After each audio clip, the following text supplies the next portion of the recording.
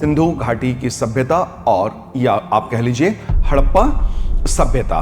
नगरीकरण भारत में कब हुआ पहली बार और कब कब नगरीकरण हुआ, यह बड़ी महत्वपूर्ण बात है। यह पूरा मिट्टी का टीला हुआ करता था, पूरा ये ढका ऐसे बड़ा सा मिट्टी का टीला। मोहेंजोदारो यानी कि मृतकों का टीला, माउंड ऑफ द डेड्स। तो जनजाति और ग्रामीण संस्कृति में एक चीज कॉमन है कि लाइफ एडवांस नहीं होगा।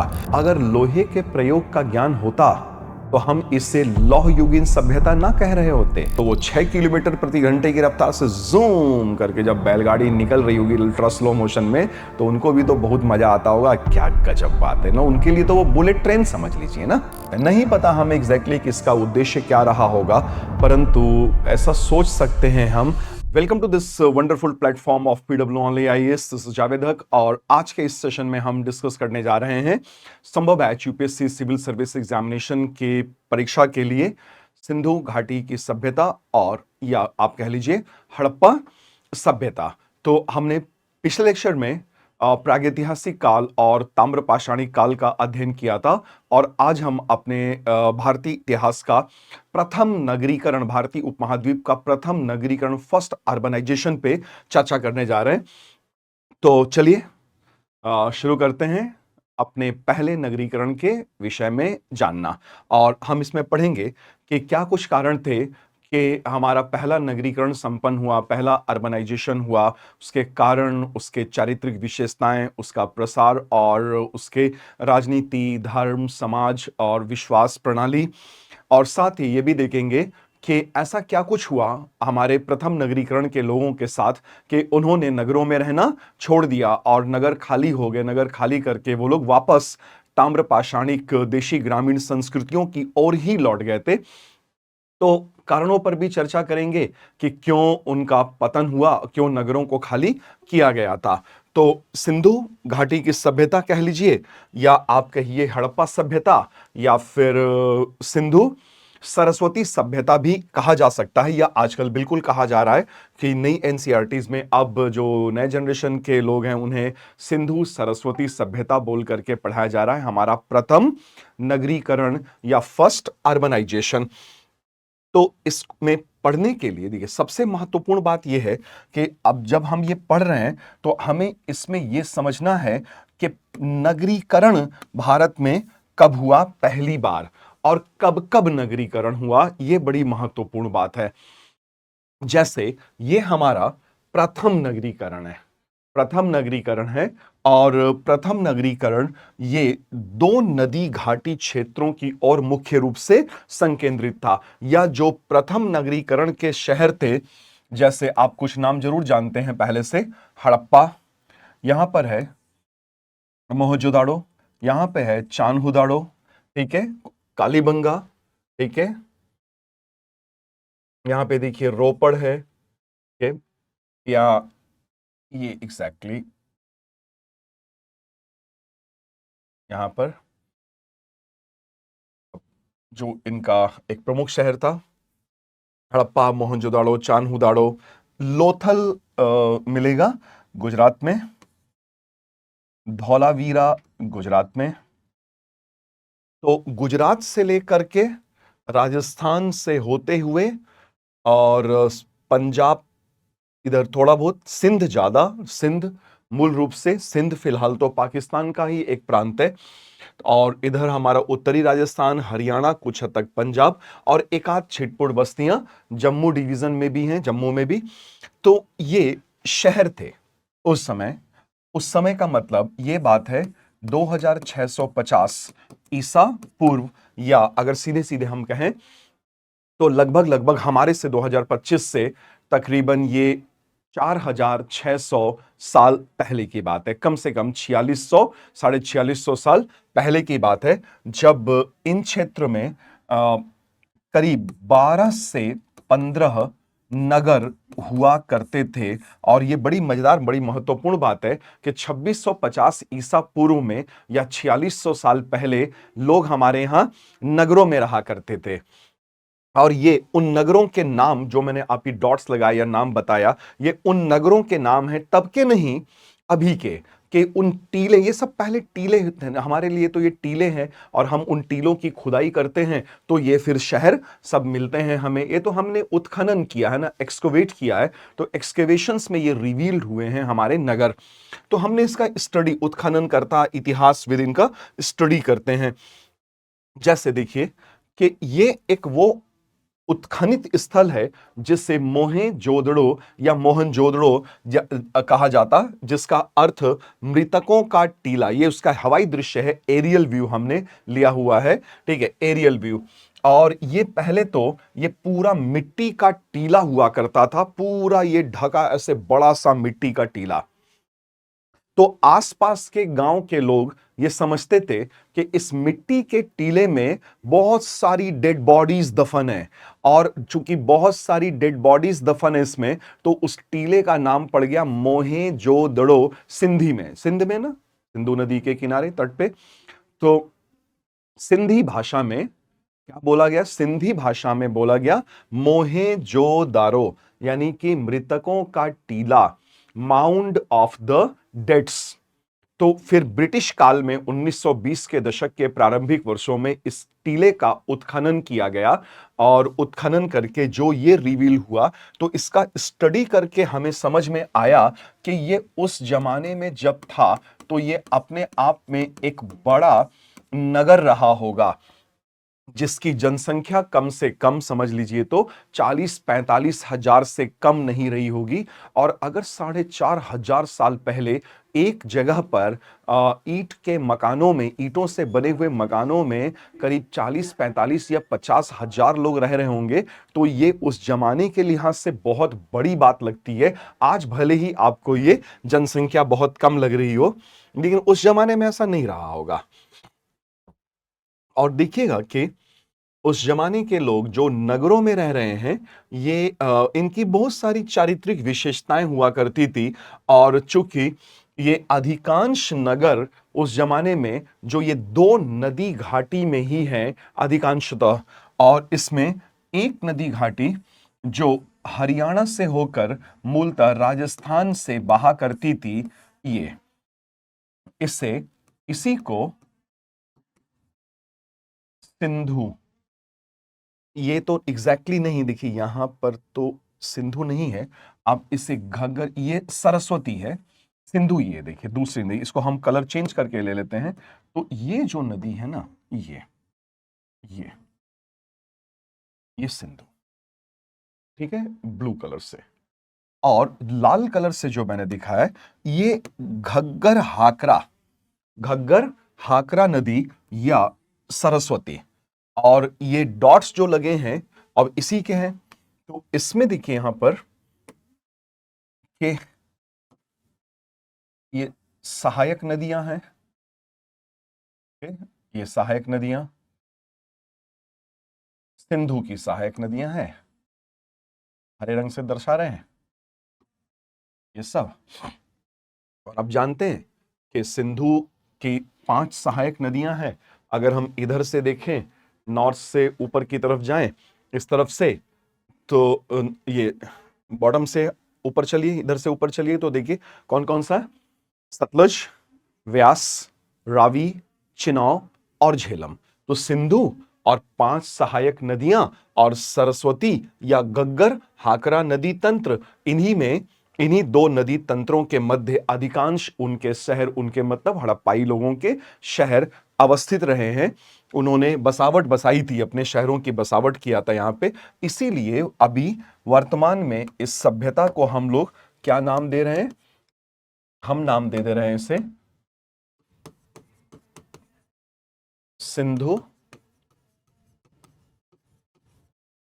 सरस्वती सभ्यता, ठीक है, सिंधु सरस्वती सभ्यता। और पूर्व में इसी को हड़प्पा सभ्यता भी बोला गया। ऐसा क्यों बोला गया नामकरण हड़प्पा सभ्यता? क्योंकि देखिए इतिहास की एक परंपरा है, और इतिहास की इस परंपरा के अनुसार किसी भी सभ्यता का नामकरण, ये कोई रूल नहीं है, परंपरा है, नामकरण उस स्थल के नाम पर कर दिया जाता है जिसका प्रथम उत्खनन हुआ होगा। अब चूंकि हड़प्पा का टीला इस सभ्यता का प्रथम टीला था, प्रथम स्थल था जिसका उत्खनन किया गया था, तो इतिहास की परंपरा के अनुसार इसे नामकरण हड़प्पा सभ्यता कर दिया जाता है। और चूंकि इसका सेंट्रल जोन, मध्यवर्ती केंद्र या मध्यवर्ती क्षेत्र सिंधु नदी तंत्र रहा है, इसीलिए इसे सिंधु घाटी की सभ्यता भी कहा गया है। लेकिन यह ज्यादा महत्वपूर्ण बात है कि चूंकि अधिकांश शहर मात्र सिंधु नदी के तट पर ही अवस्थित नहीं रहे, परंतु इसके उलट सिंधु घाटी सभ्यता या हड़प्पा सभ्यता की अधिकांश बस्तियां सरस्वती नदी तट के किनारे पर संकेंद्रित रही हैं, बसावट बसाई गई थी। इसीलिए ये ज्यादा सही होगा, it would be more appropriate to call the civilisation Sindhu Saraswati civilisation, Sindhu Saraswati सभ्यता कहा जाना ज्यादा उचित जान पड़ता है, ज्यादा उचित प्रतीत होता है। तो ये बात तो हो गई नामकरण की, लेकिन यहां पे एक चीज ध्यान दीजिएगा, हड़प्पा के लोग अपने एक विशेष प्रकार की जीवन शैली रखते थे, और हम जब उनके जीवन शैली को देखते हैं, उनका खान पान, रहन सहन, धार्मिक विश्वास, समाधान प्रणाली, तो वो संस्कृति कहलाता है। संस्कृति अर्थात जीवन जीने का एक खास तरीका। तो इनका अपना जीवन जीने का तरीका था, खान पान था, कपड़े लत्ते थे, पहनावा था, धार्मिक विश्वास और परंपराएं थी। तो हड़प्पा संस्कृति भी है, वो तो होगा ही होगा, और संस्कृति के साथ ही साथ हड़प्पा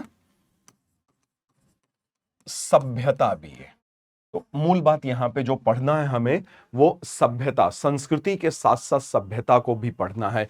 और यहां पर देखिए, जब हम सभ्यता लिखते हैं या सभ्यता समझते हैं, तो सभ्यता का अर्थ यह होता है कि जीवन जीने का एकमात्र तरीका नहीं है, यह जीवन जीने का, जीवन जीने का उत्तम तरीका, ठीक है, एडवांस्ड जीवन जीने का उच्च तरीका, एडवांस्ड वे ऑफ लाइफ। तो कल्चर वे ऑफ लाइफ है, यहां पे देखिए जीवन जीने का तरीका है, वे ऑफ लाइफ है। लेकिन जो ये है सिविलाइजेशन, जब हम कहते हैं तो इसका अर्थ होता है एडवांस्ड वे ऑफ लाइफ। आप इसे यूं भी समझ सकते हैं कि एक जंगल में रहने वाले जनजाति, उसकी भी तो अपनी एक संस्कृति होगी ना, लेकिन जनजाति या वनवासी लोग जीवन जीने का उच्च तरीका नहीं होगा, उनका जीवन जीने का एक सामान्य तरीका होगा, जैसे जंगल के वनवासी या जनजाति लोग रहा करते हैं। तो जनजाति संस्कृति, कल हम पढ़ रहे थे अपने लेक्चर में, प्रीवियस लेक्चर में, ताम्र पाषाणिक देशी ग्रामीण संस्कृतियां, जो झोपड़ी के मकान बना के, किसी तरह से गांव बना करके, जानवर पाल करके रहा करते थे, तो उनकी अपनी संस्कृति है। तो ताम्र पाषाणिक देशी ग्रामीण संस्कृतियां, तो जनजाति संस्कृति हो सकती, ग्रामीण संस्कृति होगी। तो जनजाति और ग्रामीण संस्कृति में एक चीज कॉमन है कि लाइफ एडवांस नहीं होगा, लेकिन अगर एक नगर है या एक से अधिक नगर हैं, तो नगरों का जीवन साधारण नहीं होगा, नगरों का जीवन उच्चतर होगा, एडवांस्ड वे ऑफ लाइफ होगा। तो जब वे ऑफ लाइफ एडवांस्ड होता है, तो हम इसी बात को सिविलाइजेशन कह रहे होते हैं या सभ्यता कह रहे होते हैं। तो हड़प्पा जब हम पढ़ रहे हैं या अपना प्रथम नगरीकरण पढ़ रहे हैं, तो इसमें जीवन जीने का तरीका भी है, हड़प्पा संस्कृति भी है, और चूंकि जीवन जीने का उच्चतर तरीका भी है, जो शहरों में ईंटों का मकान बना करके रह रहे हैं, अच्छी अच्छी नालियों का प्रयोग कर रहे हैं, और भी कई सारी चारित्रिक विशेषताएं जो हम अब चर्चा करने ही जा रहे हैं। तो जीवन जीने का अगर उच्चतर तरीका है तो सिविलाइजेशन है। तो हड़प्पा कल्चर भी है और हड़प्पा सिविलाइजेशन। तो हम इसे ऐसे भी लिख सकते हैं, देखिए चैप्टर को, हड़प्पा संस्कृति, हड़प्पा संस्कृति, कांस्य युगीन, कांस्य युगीन नदी घाटी नगरीय सभ्यता। थोड़ा लंबा हो गया लेकिन ठीक है, समझने के लिए जरूरी है। हड़प्पा संस्कृति, कांस्य युगीन, नदी घाटी, नगरीय सभ्यता। तो इसका मतलब है कि देखिए, हड़प्पाइयों की अपनी एक जीवन शैली होगी, वे ऑफ लाइफ होगा, तो उसे हम हड़प्पा संस्कृति कह रहे हैं। लेकिन ये वे ऑफ लाइफ थोड़ा एडवांस्ड है और ये उच्चतर जीवन शैली है। तो अगर ये उच्चतर जीवन शैली है तो फिर ये सिविलाइजेशन कही जाएगी, सभ्यता। और यहां पे महत्वपूर्ण बात यह है कि ये कांस्य युगीन लिखा हुआ है यहां पर, अर्थात कांस्य यानी कि ब्रॉन्ज। और अब आप जानते हैं आप लोग कि ब्रॉन्ज कोई धातु नहीं है, ये मिश्र धातु है, एलॉय है। और ये तब बनता है जब कॉपर और टिन को 9:1 अनुपात में मिलाया जाता है। 9 भाग तांबा और 1 भाग जब स्ट्रोंशियम या टिन मिलाया जाता है, तब मेटलर्जी में हमें मिलता है ये अलॉय, जिसको हम कांस्य या ब्रॉन्ज कह रहे हैं। तो हड़प्पा के लोग कांसा मिश्र धातु का प्रयोग किया करते थे। अभी चूंकि कांसा मिश्र धातु का प्रयोग किया करते थे, तो यह कांस्य युगीन सभ्यता है। यहां ध्यान रखिएगा, इन्हें किसी भी हालात में याद रखिएगा, लोहे के प्रयोग का ज्ञान नहीं था। लोहे के प्रयोग का ज्ञान नहीं था, क्योंकि देखिए, अगर लोहे के प्रयोग का ज्ञान होता तो हम इसे लौह युगीन सभ्यता ना कह रहे होते, तो फिर कांस्य युगीन क्यों कह रहे होते। और कांस्य युगीन कह रहे हैं, इसका मतलब ये है कि लौह युगीन नहीं है, यहां पर लोहे का नहीं प्रयोग होता था। या यूं कह लीजिए कि अभी तक हमने जितने भी इनके स्थल टीले खोदे हैं, उत्खनित किए हैं, कहीं से भी अभी तक लोहे का एक छोटा से छोटा टुकड़ा तक नहीं मिला है। तो अर्थात अभी तक के रिसर्च में ये लौह तो नहीं ही है। और बस बाकी वैसे हैं, इवन यहां तक कि देखिए, स्वर्ण भी है, सोना है, चांदी है, तांबा और टिन तो मिला करके कांसा बना ही रहे हैं, आदि धातुएं हैं। एक्सेप्ट फॉर आयरन लोहा नहीं है इनके पास। तो ये कांस्य युगीन। और आप एक चीज और जानते हैं कि जो ये ब्रॉन्ज है, कांसा, ये आप एक स्थल है ना मोहनजोदड़ो, तो मोहनजोदड़ो से कांसे में ढली एक मूर्ति मिली है, छोटी सी, कुछ सेंटीमीटर की, जिसे ब्रॉन्ज डांसिंग गर्ल कहा जाता है। नर्तकी की मूर्ति कहते हैं ऐसे, ब्रॉन्ज डांसिंग गर्ल। तो हमारे पास एविडेंस है कि ये लोग ब्रॉन्ज का इस्तेमाल करते थे, जो कि धातु नहीं है, दो धातु को मिला करके 9:1 में बनाई गई है, मिश्र धातु है। और नदी घाटी है, तो नदी घाटी में देखिए दो नदियां, सिंधु एवं इसकी सहायक नदी को मिला करके लिखें तो सिंधु नदी तंत्र, ठीक है ना, सिंधु नदी तंत्र। और दूसरा घग्गर हाकरा या सरस्वती, घग्गर हाकरा नदी तंत्र। तो दो नदी तंत्र में कम से कम 12 से 15 नगर उस समय हुआ करते थे। और नगर, देखिए नगरीय सभ्यता लिखा, अब देखिए जो सब नगरीय सभ्यता लिखा ना, तो सभ्यता की अपनी कुछ चारित्रिक विशेषताएं हुआ करती हैं। तो अगर वो चारित्रिक विशेषताएं रहेंगी तभी तो हम कहेंगे कि सभ्यता है, अर्थात हम कहेंगे ही नहीं कि सभ्यता है, फिर तो एक सामान्य संस्कृति बन के रह जाएगी। तो और जैसे ही ये शब्द आपने यहां इस्तेमाल कर दिया सभ्यता, तो इसका मतलब है कि हर हालत में कस्बे एवं नगर होंगे ही होंगे। और हमें अब तक के उत्खनन से कितने बड़े नगरों के साक्ष्य मिल रहे हैं? कम से कम 12 से 15 बड़े नगरों के साक्ष्य हमें मिल रहे हैं यहां पर। ठीक है, कस्बे एवं नगर कितने? 12 से 15। और जो भी नगर मिले हैं वो बड़े ही प्लान्ड तरीके से बसाए गए हैं, सुनियोजित, वेल प्लान्ड सिटीज मिले हैं कि शहर दो भागों में बटा हुआ है, दोनों भाग को दीवार से घेरा गया है और खंडों में शहर बसा हुआ है, सेक्टर्स में बटा हुआ है। पहले रोड बना रहे हैं, फिर गलियां बना रहे हैं, फिर नालियां बना रहे हैं, फिर उसके बाद मकान बना रहे हैं।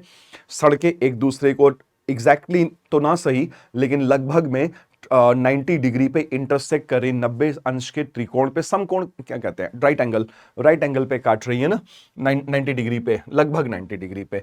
तो कस्बे एवं नगर। दूसरा हमें मिलेगा नगर नियोजन, टाउन प्लानिंग मिलेगा, सिटी प्लानिंग मिलेगा। और अच्छी खासी नालियां, समुन्नत जल निकासी, समुन्नत जल निकासी प्रणाली मिलेगी, well developed form of drainage system. तो कस्बे एवं नगर नियोजन, समुन्नत जल निकासी प्रणाली के गंदा पानी मकान के नाली से निकल के बाहर की मुख्य नाली में मिल रहा है और सारी नालियां मिल करके बड़े नाली बन करके शहर के बाहर सारा पानी लेकर के चली जा रही हैं। तो यहां पर जल निकासी प्रणाली बड़ी अद्भुत थी। एक ऐसी ही बात बताता हूं आपको कि अभी 3 4 साल पहले पाकिस्तान में बड़ी झमाझम बारिश हुई, बहुत बारिश, बाढ़ आ गई, एकदम सिंध प्रांत में लगभग बाढ़ की स्थिति बनी। शहर के शहर डूबने लगे, हालांकि शहर हैं ही कितने पाकिस्तानियों के पास लेकिन शहर डूब रहे थे। अब मजे की बात यह कि जितना पानी मोहनजोदड़ो, भाई पानी तो हर जगह बरस रहा है, तो मोहनजोदड़ो वाले इस जगह पे भी पानी बहुत बरसा। तो ये जो है ना उत्खनित स्थल जो हमने अभी देखा था, यहां पे खूब पानी, खूब पानी, खूब पानी बरसा।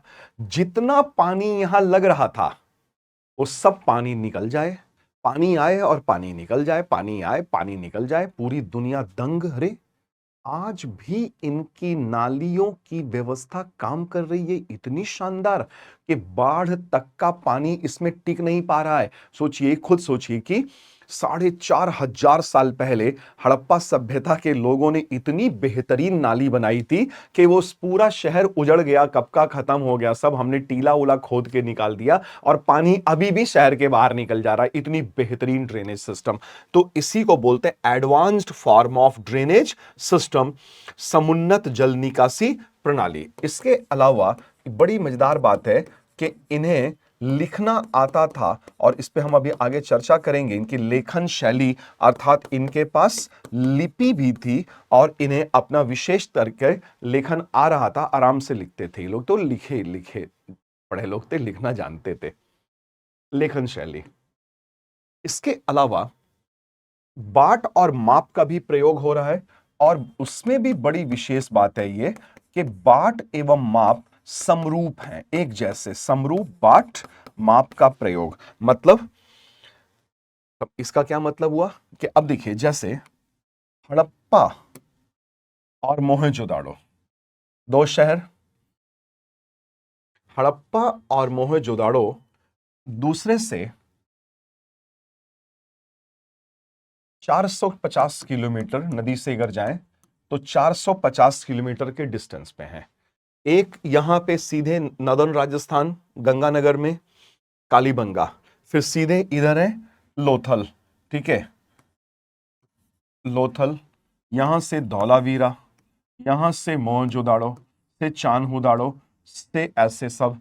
ये क्या हो रहा है, इतने दूर दूर शहर, और इतने दूर दूर शहर होने के बाद भी हर जगह के खुदाई से, हर जगह के उत्खनन से बिल्कुल एक जैसे बाट एवं माप मिल रहे हैं, अर्थात हर शहर में बिल्कुल एक जैसे बाट माप है, uniformity of weights and measures. ठीक है, uniformity of weights and measures.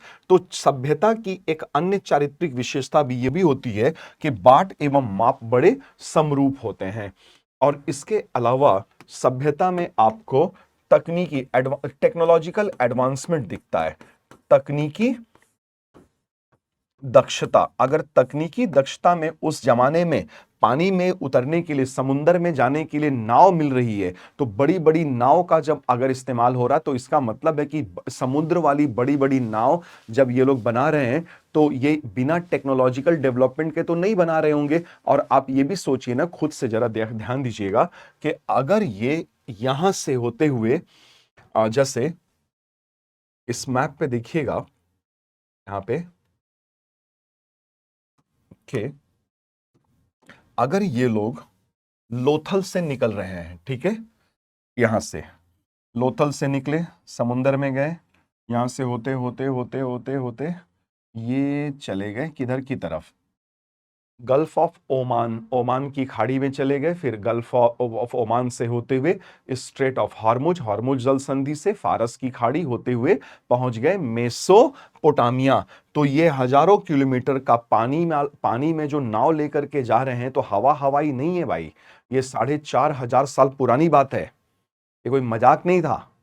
तो इसका मतलब है बोट मेकिंग टेक्नोलॉजी, नाव जो ये बना रहे हैं वो बहुत ही बेहतरीन तरीके से बना रहे हैं नाव, ठीक है ना, बहुत ही शानदार तरीके से नाव बनाया गया है, बोट मेकिंग टेक्नोलॉजी।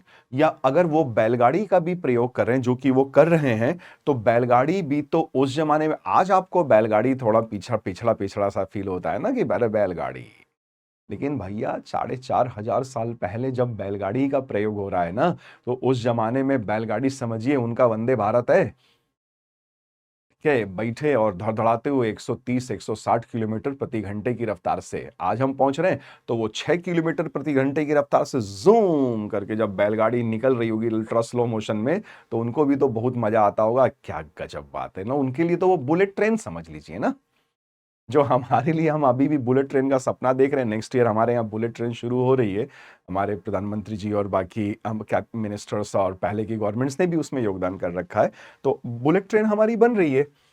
तो उस जमाने में भी बुलेट ट्रेन है, वो उनकी बैलगाड़ी ही सही, उनको भी बड़ा मजा आ रहा है कि वाह कितनी तेज हम बैलगाड़ी में बैठ के जा रहे हैं, बहुत अच्छा फील हो रहा है। तो तकनीकी दक्षता, तो जब हमें ये सारी बातें दिखती हैं, तब हम कहते हैं कि भाई देखो ये नगरीय सभ्यता है, सिविलाइजेशन है। तो कल्चर तो जो है सो है ही है, और कल्चर के साथ साथ सिविलाइजेशन भी है। कल्चर, हड़प्पा कल्चर है और हड़प्पा सिविलाइजेशन है, ठीक है। तो अब आप ये समझिए कि इन्हीं चीजों पे हमें विस्तार से अध्ययन करना है, ताकि हम ये समझ पाएं कि हमारे भारतीय उपमहाद्वीप का जो प्रथम नगरीकरण था, पहली पहली बार नगर में रह रहे थे लोग। और आप जानते हैं कि भाई पहली पहली कोई भी चीज हो तो उसका बड़ा महत्व होता है, पहली पहली बार वगैरह वगैरह गाने वाने में भी आता है, जानते ही हैं आप लोग, तो ज्यादा बेहतर समझ रहे होंगे। ठीक है, तो अब चलिए देखते हैं, जैसे थोड़ा टूर कराते हैं टाइम मशीन में बैठते हैं और टाइम मशीन में बैठ करके थोड़ा टूर मारते हैं ठीक है, तो चलते हैं अब 4,500 पौने 5,000 साल पहले, और देखिए कि उनके नगरों में मतलब क्या अद्भुत दृश्य है, अति सुंदर नाली। और आज भी कई जगहों पर आप अपना शहर आसपास देखिएगा जरा कि क्या इतनी बेहतरीन नालियां हैं क्या है ना, जितनी बेहतरीन नालियां Indus valley civilisation, Harappa civilisation के लोगों के शहरों में थी। और कितनी बेहतरीन, देखिए ईंटें कितनी बराबर से बनी हुई हैं, और एक एक ईंट 40 सेंटीमीटर इस टू 20, बड़ी बड़ी ईंटें हैं, 20 सेंटीमीटर इस टू 10 सेंटीमीटर, या यूं कह लीजिए कि 4:2:1 के रेशियो में बड़ी बड़ी ईंटें हैं। और पकी आग में पकी हुई हैं, ये फायर बेक्ड हैं, फायर बेक्ड ब्रिक्स, आग में पकी हुई ईंटें। और कितनी सुंदर नाली है, वाह, दिल खुश हो जा रहा है नाली देख करके। और अभी आपने आसपास की नाली देख ले तो मन खट्टा हो जाए आदमी का, और उसमें वो पानी ओवरफ्लो कर रहा है, ढोलू कीड़ा कैटरपिलर वाला ऐसे ऐसे ऐसे घूम रहा है, तो बड़े दिक्कत है भाई अभी भी थोड़ी बहुत, लेकिन ये एकदम शानदार है। और इनका ये जो एक मोहनजोदड़ो वाला शहर था ना इनका, तो उसमें से देखिए एक यहाँ पर ये एक ढांचा स्ट्रक्चर मिला है जो दिखने में तो स्विमिंग पूल जैसा ही कुछ लग रहा है, क्योंकि नॉर्थ में और साउथ में सीढ़ियां बनी हुई हैं और ये बीच में एक बड़ा सा वाटर टैंक है, और वाटर टैंक वाटर प्रूफ है, पानी का लीकेज सीपेज नहीं है, वाटर प्रूफिंग किया गया है, और कॉरिडोर बने हुए हैं, और चेंजिंग रूम चारों तरफ चेंजिंग रूम भी बने हुए हैं। अब तो थोड़ा सा ये टूटा फूटा खंडर जैसा दिख रहा है ना, जब जिस जमाने में रहा होगा ये स्विमिंग पूल तो अपना जलवा रहा होगा इस स्विमिंग पूल का भाई। हम इसे नाम दे दे रहे हैं स्नानागार। स्नानागार, इतिहासकार इसे ग्रेट बाथ और स्नानागार कहते हैं। नहीं पता हम एग्जैक्टली किसका उद्देश्य क्या रहा होगा, परंतु ऐसा सोच सकते हैं हम कि चूंकि आज भी हम जल के पवित्र कर देने की क्षमता में विश्वास रखते हैं, गंगा मैया का पानी, नर्मदा जी का, शिप्रा नदी का पानी हमारे लिए पवित्र होता है, हम डुबकी लगाते हैं, नदियों में स्नान वगैरह करते हैं, तो हो सकता हो कि इसका भी काम कुछ ऐसा ही हो कि ये कुछ रिचुअल्स के लिए हो। रिचुअल बेदिंग, बाथिंग नहीं होता, BATH में ING लगाएंगे तो बाथिंग नहीं होगा, बेदिंग होगा, नहाने से, रिचुअल बेदिंग के लिए तो इस्तेमाल करते रहे होंगे और ये मानते रहे होंगे, क्योंकि purificatory capacity of water, purificatory capacity of water, जल के पवित्र कर देने की क्षमता में यकीन रहा होगा, ऐसा हम सोच सकते हैं आज से तुलना करने पर। आगे बढ़ते हैं जरा ट्रैवल करते हुए, हेलो हाय हेलो करके हड़प्पन से। और भाई हड़प्पन आप लोग तो बड़े अच्छे हो भाई, कैसे बड़े अच्छे हो कि आपके हर शहर में बाट एवं माप बिल्कुल ऐसे ही मिल रहे हैं, ठीक है, बिल्कुल ऐसे ही मिल रहे हैं। और वो भी ये मिल जो रहे हैं ये मल्टीपल्स ऑफ 16, 16 का गुणा करते जाइए, 16 16 16 32 64 128, उसी अनुपात में बढ़ता जा रहा है इनका वजन। तो बाट और माप, वेट्स एंड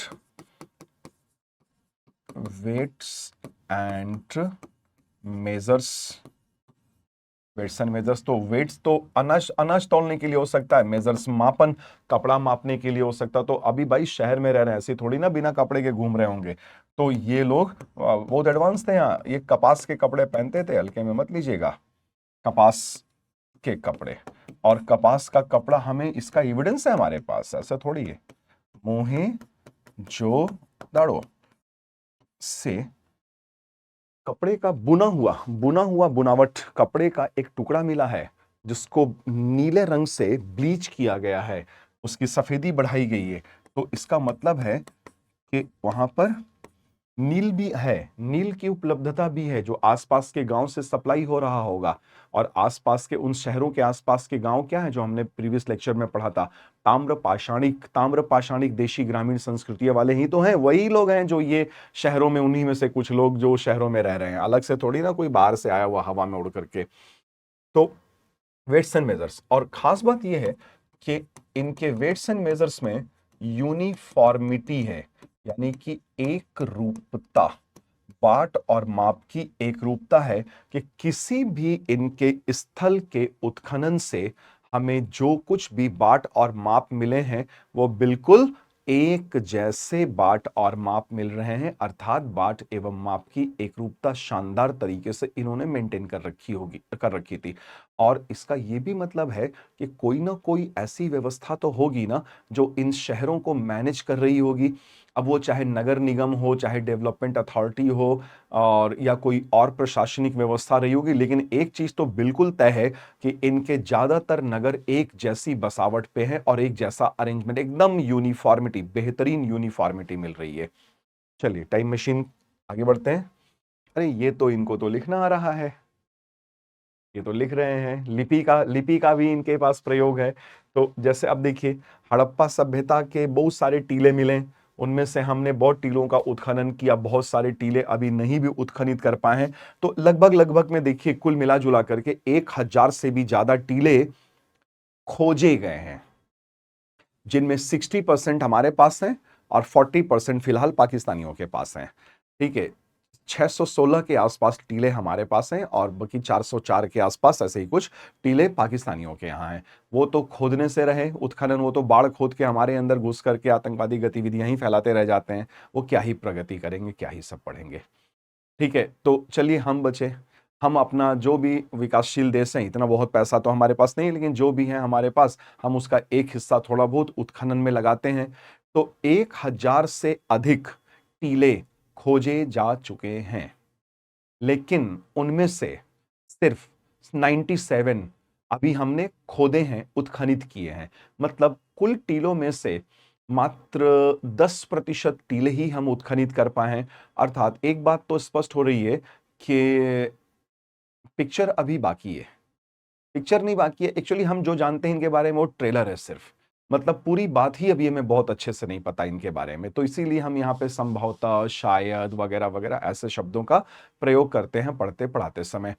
तो इन्हें, लेकिन एक चीज तय है कि इनको लिखना आ रहा है, लिख रहे हैं ये लोग, और इनके यहाँ लिपि है। लिखावट की शैली जो सुलिखते हैं ना उसको लिपि, जैसे हम लोग हिंदी भाषा के लिए देवनागरी लिपि, अंग्रेजी भाषा के लिए रोमन लिपि, जैसे यहाँ पे लिखा हुआ ना, ये लोगो लिखा हुआ है, लोगो सिलैबिक। अब ये रोमन लिपि है जो मैं लिख रहा हूं इस वक्त, भाषा अंग्रेजी है, लिपि रोमन है।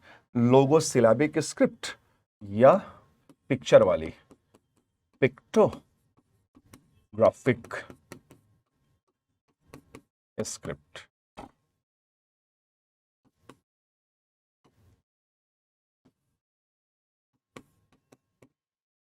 लोगोसिलेबिक और पिक्टोग्राफिक स्क्रिप्ट। तो आर्ट ऑफ राइटिंग को स्क्रिप्ट कहा जाता है, हमें उसी को हिंदी में लिपि कहते हैं। तो हड़प्पाइयों को अपने लेखन शैली या लिपि का ज्ञान था। अभी ये बात अलग है कि हम उनकी लिपि को अच्छी तरीके से आज भी नहीं समझ रहे हैं, ठीक है, जबकि दिसंबर का महीना 2025 है, फिर भी हम नहीं समझ रहे हैं, ठीक है ना। क्रिसमस भी तो है आज, मेरी क्रिसमस आप सभी लोगों को, ठीक है। तो चलिए और ट्रेवल करते हैं, लिखना आ रहा है। अब देखिए, जैसे ये पत्थर की ना, खास तौर पे सेलखड़ी प्रस्तर, सेलखड़ी पत्थर की मुहरें हैं।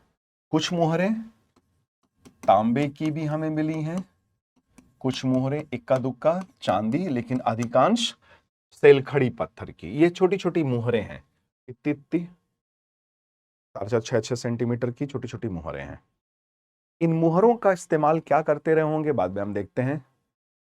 और इन मुहरों पे ना कुछ नमूने बना रखे हैं इन्होंने, स्पेसिमेंस। बीच में तो जानवर वगैरह बने हुए हैं, कुछ समझ में आ रहा है, कुछ समझ में नहीं आ रहा है जानवर वास्तविकता में। जैसे देखिए यहाँ पे कुब्बड़ वाला बैल, ये समझ में आ रहा है। ये 3 मुंडियों वाला जानवर, ये मिथिकल ज्यादा लग रहा है, ये रियल कम लग रहा है, नहीं समझ में आ रहा है, ठीक है ना। इसी तरीके से तो इन मुहरों पर हमें नमूने मिलते हैं। देखिए जैसे यहाँ पर ये तो सींग है बैल का, ये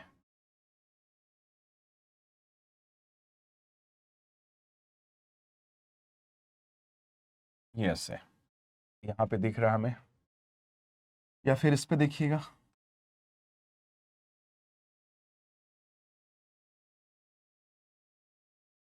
देखिए थोड़ा सा कलर चेंज कर लेते हैं तो ज्यादा आइडिया लगेगा हमें, या फिर रेड कलर ले लें। ऐसे ये नमूने हैं, इन्हीं को यहाँ पे मैंने बनाया है। देखिए यहाँ पे आप लोगों के लिए थोड़ा ज्यादा बड़े में है। तो ये लेटर्स नहीं है, लेटर्स समझने की गलती मत करिएगा, ये है भाव चित्र।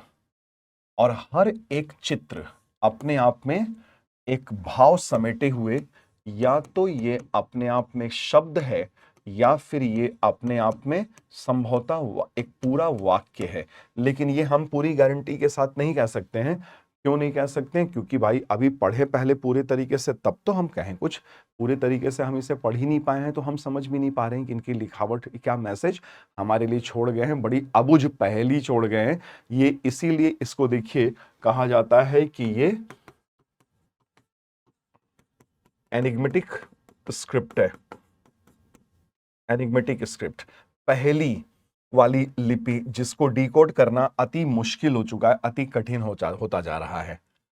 ठीक है, यहां पे एक पिक्टोग्राफ, ये दूसरा है, ये तीसरा है, चौथा, पांचवा और ये छह पिक्टोग्राफ हमने यहाँ पे बनाए हैं, अर्थात भाव चित्र बनाए हैं। तो हड़प्पाइयों की लेखन शैली या लिपि कैसी है?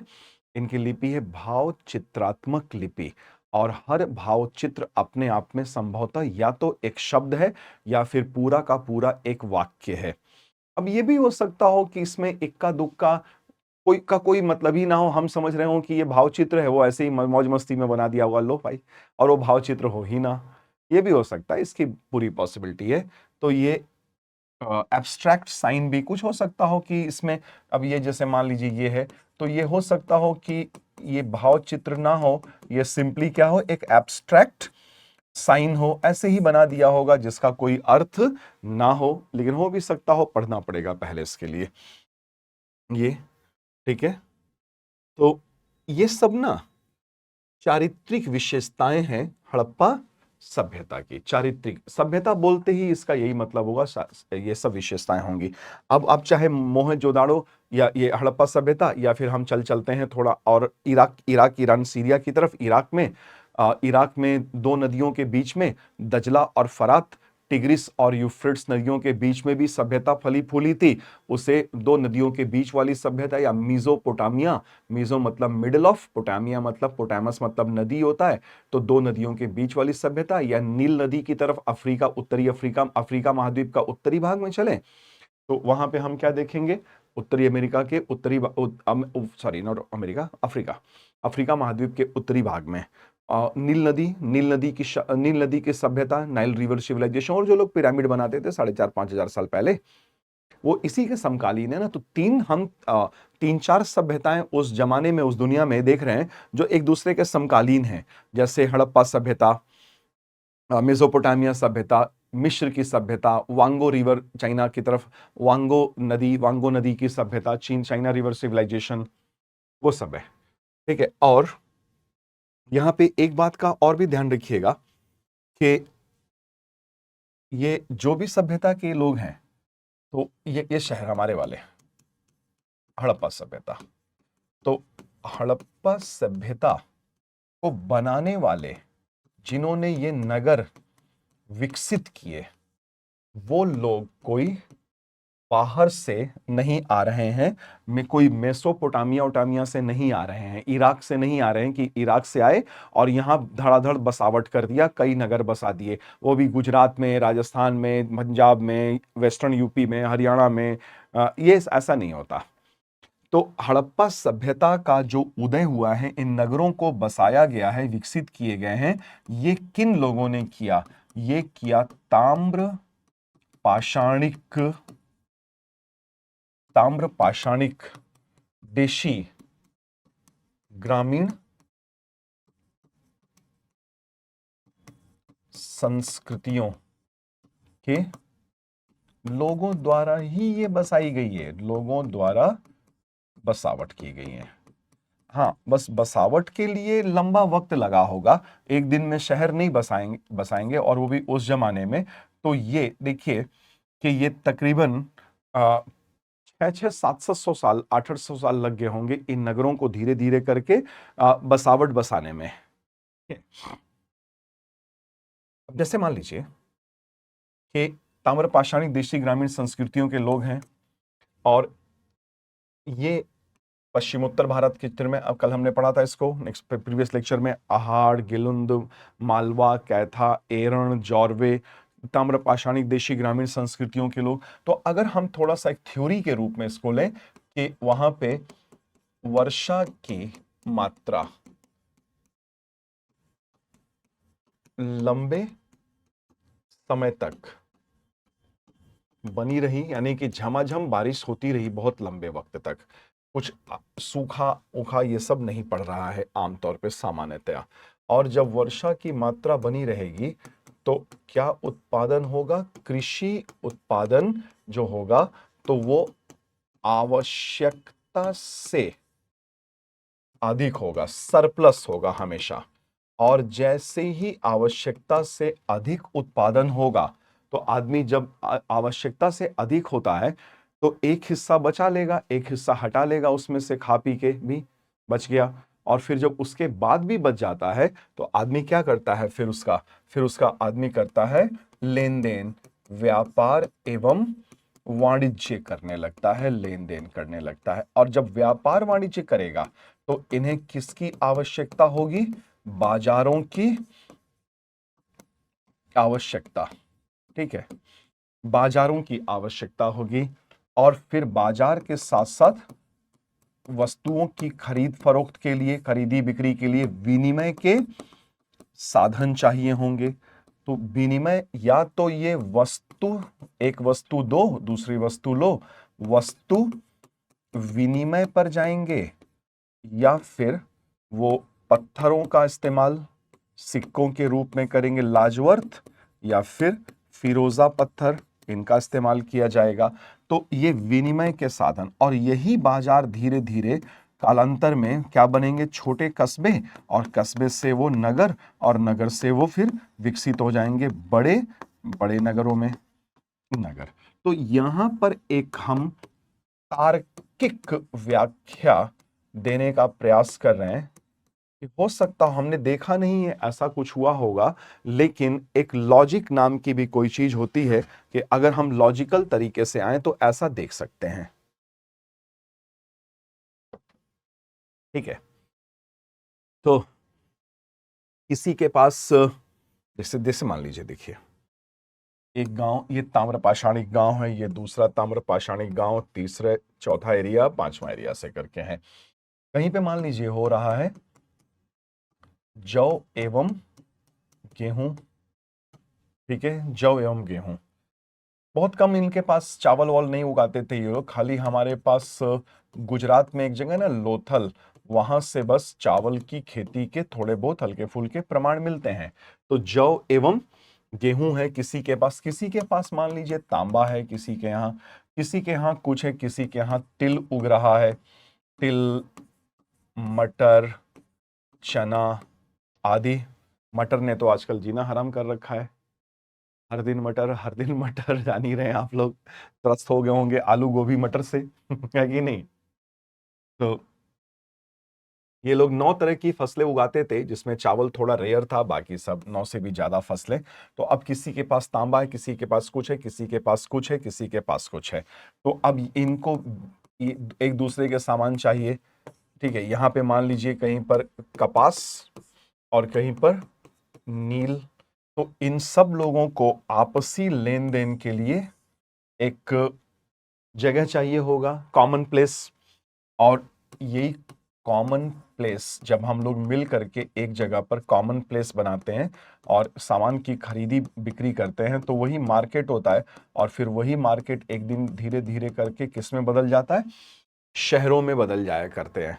तो ये इस तरह से कुछ एक प्रोसेस चल रहा है कि ये नगर विकसित हुए होंगे, लंबा वक्त लगा होगा। देखिए, जैसे मान लेते हैं 5200 वर्ष पूर्व ये सब चल रहा है, और 5200 वर्ष पूर्व से लगभग 4600, 4000 हमारे से, ठीक है, ध्यान रखिएगा, 4600 वर्ष पूर्व। तो यहां पर से यहां पर आने में 800 साल लग गए, 800 साल लग गए। तो 700 से 800 साल लग जाया करते थे कस्बे और धीरे धीरे करके नगर उन्नत होने में, नगरों के बनने में। तो वक्त लगा, लेकिन नगर बने। और यहां तक आते आते ये नगर कम से कम 12 से 15, हमें उत्खनन से, अब तक के उत्खनन से 12 से 15 नगर मिल रहे हैं। इसी को फिर अलग अलग नदियों पर है, वो हड़प्पा, किसी का नाम हड़प्पा पड़ा हुआ है, किसी का नाम मोहे मोहेंजोदारो कहीं पे है, चानहुदारो, लोथल है, कालीबंगा काले रंग की चूड़ियां, पीलीबंगा पीले रंग की चूड़ियां, बनावली, रोपड़, ये सब, या गनवेड़ी वाला, कुछ नगर इनके हैं, जैसे देखिएगा बड़े बड़े। अभी तक के उत्खनन से जो सबसे बड़ा स्थल मिला है हड़प्पा सभ्यता का, अब तक के उत्खनन से, ये काफी बड़ा है। और अगर आप इसको हेक्टेयर में देखेंगे तो राखी गढ़ी, ठीक है, हिसार में पड़ता है, हरियाणा, ये उस हमारे पहले नगरीकरण का सबसे बड़ा नगर था। 350 हेक्टेयर में फैला हुआ, और मोहनजोदाड़ो से भी ये बड़ा, मोहनजोदाड़ो से भी बड़ा, हड़प्पा से भी बड़ा। हड़प्पा तो बहुत छोटा, 150 हेक्टेयर, मोहनजोदाड़ो 200 हेक्टेयर, लखमीर वाला 225 हेक्टेयर, उससे भी ज्यादा बड़ा राखीगढ़ी 350 हेक्टेयर। तो अब इसमें यह समझिए कि अगर राखीगढ़ी जो शहर उस जमाने में रहा होगा ना, जीता जागता लहलहाता शहर, तो कम से कम यहां रहने वाले लोग 1 लाख के आसपास रहे होंगे। 1 लाख लोग उस जमाने में अगर नगर में एक जगह पे रह रहे हैं ना, तो ये बहुत बड़ी बात है उस जमाने के लिहाज से। आज के हिसाब से भले ही आपको बहुत कम लग रहा हो, हालांकि लगना नहीं चाहिए, उसको उसी जमाने के निगाह से देखिए तो ज्यादा बेहतर होगा, है ना। और इसके अलावा देखिए कि जो भी इनके नगर हैं, अब हम इनकी थोड़ी चारित्रिक विशेषताओं का विस्तृत अध्ययन कर लेते हैं। तो एक रातों रात ये शहर नहीं बन गए थे, 6-6, 7-7, 800 साल लगे थे। और एक की हम तार्किक व्याख्या देखते हैं कि हड़प्पा सभ्यता के नगरों का उदय, ध्यान से मेरी बात लाइन सुनिएगा, हड़प्पा सभ्यता के नगरों का उदय और विस्तार ताम्र पाषाणिक देशी ग्रामीण संस्कृतियों के लोगों के द्वारा ही किया गया था। ठीक है, बाहर से कोई विदेशी उत्पत्ति का सिद्धांत नहीं था। कुछ अंग्रेज होते थे जो हमें नीचा दिखाने के लिए हमेशा यह प्रयास करते रहते थे कि तुम्हारा कुछ नहीं था, तुम्हारा तो पहला नगरीकरण भी मेसोपोटामिया वाले आकर के सेटलमेंट बनाए थे, तुम लोगों ने तो कुछ भी नहीं किया था। सरासर गलत है। ये अंग्रेज इतिहासकार हमें नीचा दिखाने के लिए लिखते थे, इसीलिए उनको कुछ राइटिंग्स में हमें यह मिलता है कि हड़प्पा सभ्यता का उदय तो मेसोपोटामिया इराक वालों ने किया था। इस सरासर निहायती गलत बकवास है, बल्कि भौकवास है। ठीक है, तो नगर नियोजन हम देखें तो हमें यह दिखता है कि नगर का इन लोगों ने 2 भाग बना रखा था। अगर हम 1 या 2 नगरों को छोड़ दें, ठीक है, जैसे कि अगर हम छोड़ दें गुजरात का धौलावीरा, क्यों छोड़ दें, क्योंकि धौलावीरा, और बड़ी मजेदार बात है, यहां से हमें वाटर कंजर्वेशन के साक्ष्य मिल रहे हैं, जल संरक्षण के साक्ष्य। धौलावीरा, और धौलावीरा शहर जो इनका था ना, वो 3 भागों में बटा हुआ था, 3 भागों में बटा हुआ था, बांट रखा था। लेकिन अन्य सभी नगर 2 भागों में ही बटे थे। और एक भाग यहां पे जो मैप पे, यहां पे बेसिक प्लान है, इस पे देखिएगा,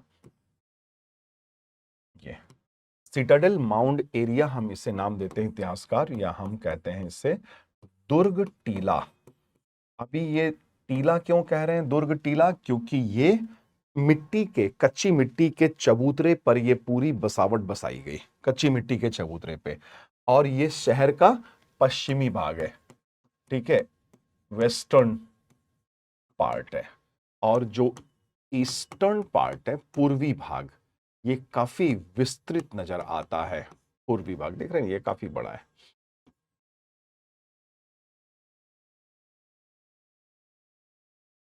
तो धौलावीरा को छोड़ करके जो 3 भागों में बटा हुआ था, हड़प्पा के ज्यादातर शहर 2 भागों में बटे हुए थे। एक भाग यहां पे देखिए, ये computer generated, AI generated image है, ठीक है ना, ये एक्चुअल नहीं है।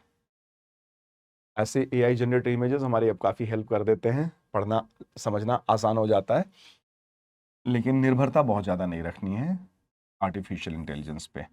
ये खासतौर पे इतिहास को लेकर के, क्योंकि बायस्ड हो सकता है कुछ भी। ये एक भाग, यही दुर्ग टीला है, ये ऊंचाई पे है। और यहाँ पे इसी में शहर की जितनी भी बड़ी बड़ी मॉल्स वगैरह है ना, बड़ी बड़ी लुलु मॉल जैसे, या ग्रेनो वाला मॉल, बड़ी बड़ी संरचनाएं, वो चाहे बड़ी संरचनाओं में चाहे स्नानागार हो, वो स्विमिंग पूल वाला, या फिर अन्न भंडारण के लिए अन्नागार हो, या फिर असेंबली हॉल, मंदिर के साक्ष्य नहीं मिले हैं, ध्यान रखिएगा।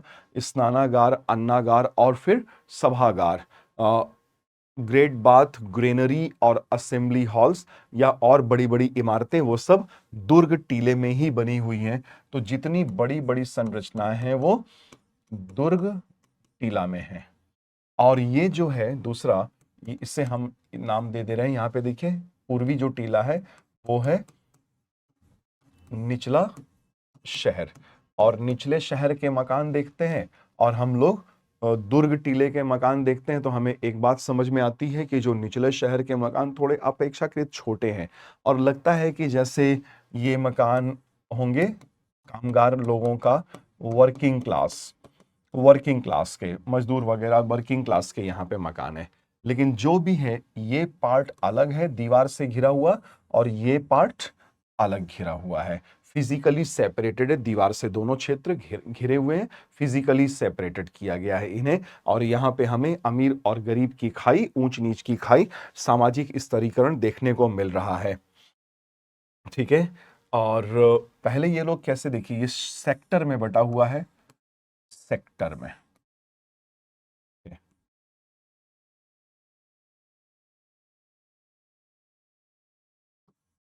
इस तरीके से सेक्टर में बांट रखा है। तो जैसे मान लीजिए sector A, sector B, sector C और सेक्टर डी। बसावट कैसे बसाई गई है? बसावट कुछ इस तरह से बसाई गई है कि पहले प्लानिंग, फिर शहर बसेगा। तो कॉन्सेप्ट बहुत बढ़िया है इनका। प्लानिंग फर्स्ट, पहले नियोजन करो, प्लानिंग बनाओ, और फिर बाद में विकास करो, development later. Planning first and construction later. पहले प्लानिंग और फिर कंस्ट्रक्शन। लेकिन आजकल हम क्या करते हैं, बहुत सारे जगहों पे आप देखिएगा, खासतौर पे जिन शहरों का तेजी से विस्तार हो रहा है, पहले कंस्ट्रक्शन कर लेते हैं, उसके बाद प्लानिंग होना शुरू होता है कि फिर तो अड़ंजा खड़ंजा रास्ता, टैंक वैंक, ये सब सरकार बिछवाती रहेगी, नगर निगम बिछवाता रहेगा। पहले प्लाटिंग काटो, प्लाटिंग काटो और फटाफट बेचो, मकान वकान भैया जिसको बनाना है बनाओ, फिर तो नगर निगम है कुछ ना कुछ कर ही देगा जुगाड़। ठीक है, तो इस तरीके से कर रहे हैं। लेकिन ये बहुत समझदार है, planning first and construction later. तो पहले सड़कें बना रहे हैं, पहले रोड्स, फिर गलियां और फिर नालियां। जब ये सब पूरा इंफ्रा बन जा रहा है, तो उसके बाद ही फिर ये मकान बना रहे हैं। और फिर पहले सेक्टर्स में बांट ले रहे हैं, और फिर जो भी मकान भी बना रहे हैं ना, तो सड़कें तो समकोण पे काट ही रही है, मकान भी बिल्कुल वेल प्लान्ड तरीके से बना रहे हैं, और सीध में बना रहे हैं, ऐसे सीधो सीध में बना रहे हैं। इसको ग्रिड बोलते हैं, जाल पद्धति, ग्रिड पद्धति पे मकान बनाए गए हैं, ग्रिड पैटर्न, ग्रिड पैटर्न, जाल पद्धति पे बनाया गया है। तो काफी ज्यादा प्लानिंग हमें दिखाई दे रही है। और इसके अलावा आप देखिएगा कि जो मोहनजोदाड़ो शहर है, उसमें तो ये मोहनजोदाड़ो का ही एक्चुअली बेसिक प्लान है, यहाँ पे ध्यान दीजिएगा, ये मोहनजोदाड़ो का ही बेसिक प्लानिंग है। तो जो भी हम यहाँ पे नगर नियोजन पढ़ रहे हैं ना, केस स्टडी हमने उसमें मोहनजोदाड़ो का ही ले रखा है। और हर घर का देखिए अपना बाथरूम है, ये मकान तो 2 मंजिला, 1 मंजिला भी बनाते और 2 मंजिला मकान भी बनाया करते थे। और 2 मंजिला बनाएंगे तो ऊपर जाने के लिए भाई सीढ़ी बनाएंगे ना, अगर सेकंड फ्लोर है, ग्राउंड फ्लोर या फर्स्ट फ्लोर कहिए, डायरेक्ट फर्स्ट और सेकंड फ्लोर कह लीजिए, तो ऊपर जाने के लिए तो स्टेयर केस बनेगा, सीढ़ियां बनेंगी ही बनेंगी, तो सीढ़ियां भी बन रही हैं। प्राइवेसी का बड़ा कंसर्न है, बड़ा ध्यान रख रहे हैं कि प्राइवेसी ना भंग हो। तो सीधे घुसने पर कमरा या आंगन नहीं दिखेगा। अब मेन गेट से घुसेंगे आप तो पहले एक दीवार पड़ेगा, फिर दीवार से ऐसे घूमकर अंदर जाएंगे तो फिर आंगन पड़ेगा, और आंगन के चारों तरफ कमरे बनाए गए हैं। तो पहले बीच में आंगन यानी कि कोर्टयार्ड, और आंगन में खान पान, कपड़ा लत्ता, बुनाई कताई, अन्य कुछ गतिविधियां भी चल रही हैं। और हर घर का मजेदार ये है, मोहनजोदड़ो की हम बात करें तो हर घर का अपना बाथरूम है, और नालियां गलियां, और नालियां हैं, गली की नली नालियों में मिल जा रही, घर से नाली निकल रही गली की नाली में, फिर मेन ड्रेन से पूरा गंदा पानी शहर के बाहर। ठीक है, हर घर का अपना कुआं, हर घर का अपना कुआं, मेहमान वाले गेस्ट रूम के लिए अलग कुआं, कुआं बन जाएगा इनके लिए, बहुत आसान है कुआं बनाना, क्योंकि देखिए ये सिंधु नदी तंत्र में है ना, और नदी के किनारे हैं सिंधु, मोहनजोदड़ो तो सिंधु नदी के किनारे, जरा सा 4-6 फीट 8 फीट खोद दिया तो पानी आ गया ऊपर। आज हम वाटर लेवल पूरा खोज खोज के पूरा पानी चूस गए हैं धरती का, तो वो नीचे चला गया ना, 150 फीट खोला जा रहा है, 160 फीट खोदिए, पंप पंप वो डालिए, पाइप डाल रहे हैं, निकल ही नहीं रहा पानी, सब बर्बादी कर रखा है हमने। ठीक है ना, और उस पर से बाकी सारे पर्यावरण समस्याएं और अनन खनन वगैरह ये सब देख ही रहे हैं, मुद्दा चल ही रहा है, क्या कुछ डिबेट्स हो रहा है, उस पर ध्यान रखिएगा आप लोग। तो ये, और इससे भी बड़ी खास बात ये है कि नालियां तो हमने देखा ही अभी पढ़ाई कि नालियां बड़ी सुघड़ हैं, बड़े अच्छे से वेल शेप्ड बनाई गई हैं, वेल शेप्ड ड्रेन्स हैं, और ड्रेन्स पकी हुई ईंटों के बनाए गए हैं। और ये तो फिलहाल खुला हुआ है, खुला नहीं रखते थे, ये पत्थर के स्लैब से, बड़े बड़े स्लैब, SLAB स्लैब से नालियों का ऊपर का पूरा मुहाना ऊपर ढक के रखते थे। और बीच बीच में क्या करते थे ना कि मैनहोल्स भी बनाते थे, ना मैनहोल्स बनाते थे, और मैनहोल बना करके कचरा इकट्ठा करके शहर के बाहर ले जा करके फेंक दिया करते थे। तो बड़े समझदार लोग, बड़े अच्छे से प्लानिंग, सब कुछ एकदम अच्छा। और उसके अलावा जो बाट एवं माप है, तो बाट एवं माप आकार में देखिए ये 16 के गुणज में है, बड़े अच्छे से देखिए एक उचित अनुपात में बढ़ते हुए दिखाई दे रहे हैं, 16 16 32 64 128, फिर ऐसे डबल डबल करते जाइएगा। और ये क्यूबॉइडल शेप में है, घनाकार है, ठीक है ना, जो आकार दिख रहा है आपका ये क्यूब है, क्यूबॉइडल शेप, घनाकार है, और इन पे कोई किसी भी प्रकार का कोई सिंबल नहीं है, कोई कोई भी चीज उकेरा नहीं है, तो इनमें चिन्ह नहीं उकेरे गए हैं, है ना, कोई निशान नहीं है इस पे, नो साइंस, नो साइंस। और जो रॉ मटेरियल है इन बाट और माप को बनाने का, वो चर्ट नामक पत्थर है, CHERT, चर्ट स्टोन, चर्ट पत्थर का बना हुआ। ये महत्वपूर्ण बात तो है ये। इसके अलावा महत्वपूर्ण बात यह है कि हर शहर के उत्खनन से जितना भी हम आज तक उत्खनित कर पाए हैं, बिल्कुल एक जैसे बाट और माप मिल रहे हैं। तो एक अन्य बड़ी महत्वपूर्ण विशेषता है इनकी कि ये बाट एवं माप में एक रूपता, बाट एवं माप में एक रूपता रखते थे, uniformity of weights and measures, ठीक है। और बाकी लिखना तो आ ही रहा है, देखिए लोगो शब्दांश या लोगो सिलैबिक, या कह लीजिए कि पिक्टोग्राफिक आर्ट ऑफ राइटिंग या स्क्रिप्ट है। और ये मुहरों पे ही है ज्यादातर, या कुछ बर्तनों पे भी हैं। तो अब तक हम उत्खनन से 2000 से भी अधिक मुहर ढूंढ पाए हैं। कुछ मिट्टी के बर्तन जिन्हें हम मृद भांड कहते हैं, मृद भांड, व अन्य जो भी कुछ सामान मिला है वह अन्य से। अभी तक हम जो लिपि, इनके लेखन शैली, जो ये पिक्टोग्राफ्स है ना, भाव चित्र, इनके जो भी नमूने ढूंढ पाए हैं वो तकरीबन 375 से 400 के आसपास नमूने हमने ढूंढे हैं ऐसे, जो अभी हमने देखा भी था। तो ऐसा क्यों 375 से 400 का रेंज लिया गया है? एनसीईआरटी में ऐसा रेंज लिया गया है।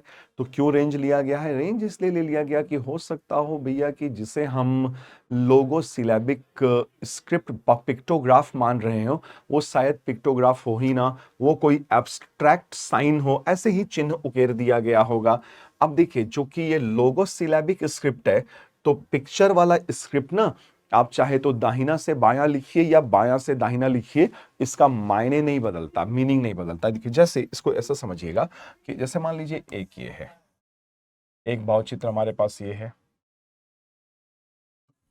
एक ये है, ठीक है, और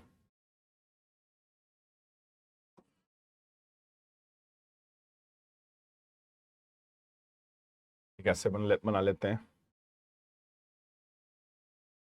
ऐसे ऐसे, ठीक है, 5 कर लेते हैं। अब ये आपको लिखा हुआ है किस दिशा में, पता नहीं, अभी बताता हूं, ठीक है। अब आप या मान लेते हैं इसको हम कि हमने इसे लेफ्ट टू राइट लिखा, तो अब हम इस वाले को यहां से वापस ले लेते हैं, इधर आते हैं, दूसरी तरफ चेंज करते हैं इसको। तो ये हो गया पहला, फिर ये हो गया दूसरा, फिर ये हो गया तीसरा, फिर यहां पे ले आते हैं इसको, और फिर ये, तो ये हमने पलट दिया। अब ये हो गया लेफ्ट टू, नहीं, राइट टू लेफ्ट, उलट दिया। तो अब ये वाला भाव चित्र देखिए, ये वाला भाव चित्र यहां पे है। अगर मान ले थोड़ी देर के लिए कि इसका मतलब ये है, हमें नहीं पता क्या मतलब है, इसका मतलब है कि आज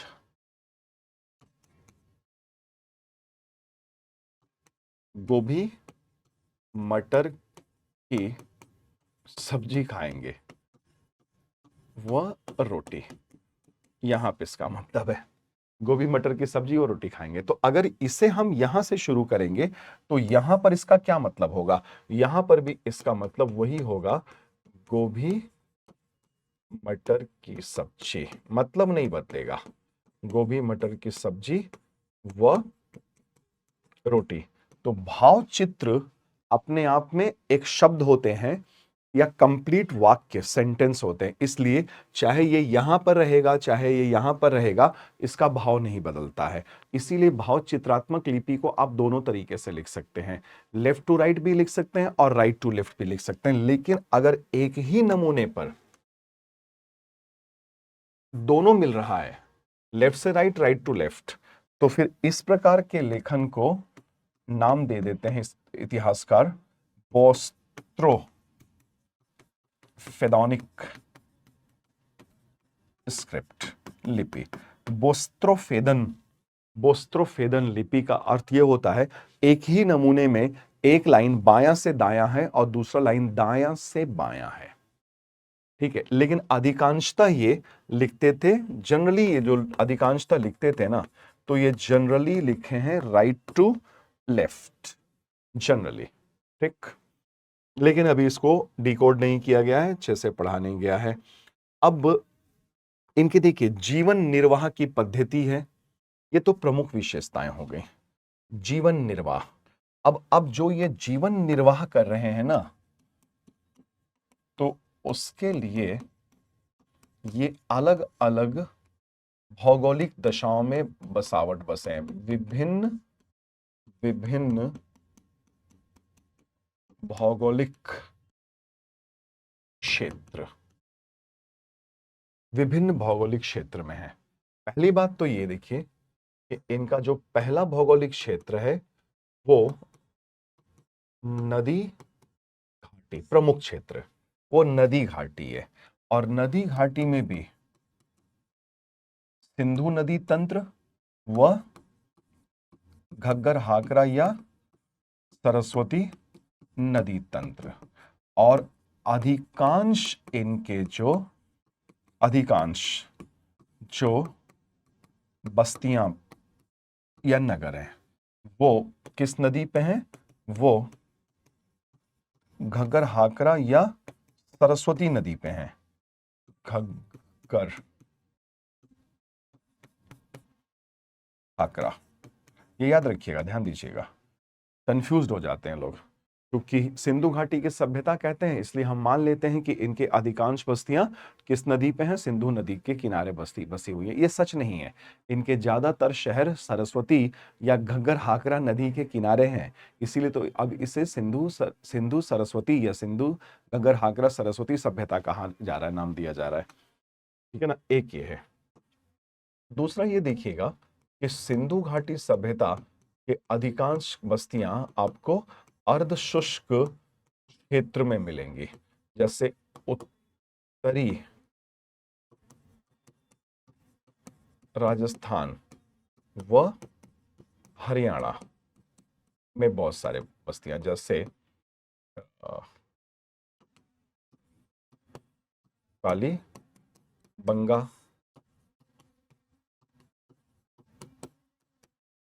पीली बंगा, बनावली आदि। ठीक है, ये अर्धशुष्क, ठीक है, अर्धशुष्क क्षेत्र। और इधर सिंधु और सरस्वती में तो आप जान ही रहे हैं, हड़प्पा रावी के किनारे, मोहनजोदाड़ो या फिर चान्होदाड़ो, ये सिंधु नदी के तट पर तो नदी तंत्र है, अर्ध शुष्क क्षेत्र में है ये लोग। इसके अलावा ये समुद्र तटीय क्षेत्र में, जैसे लोथल है, लोथल या धौलावीरा समुद्र के पास में। लोथल जो है इनका, ये भोगवा नदी पे है।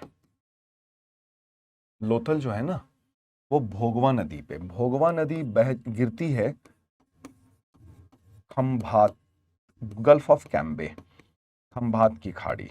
फिर खंभात की खाड़ी से ये लोग इसी नदी के सहारे अरब सागर में निकल जाएंगे। अरब सागर से होते हुए ये पहुंच जाएंगे अपने समकालीन दूसरी सभ्यता में। कैसे, वो बता रहा हूं अभी। मेसोपोटामिया,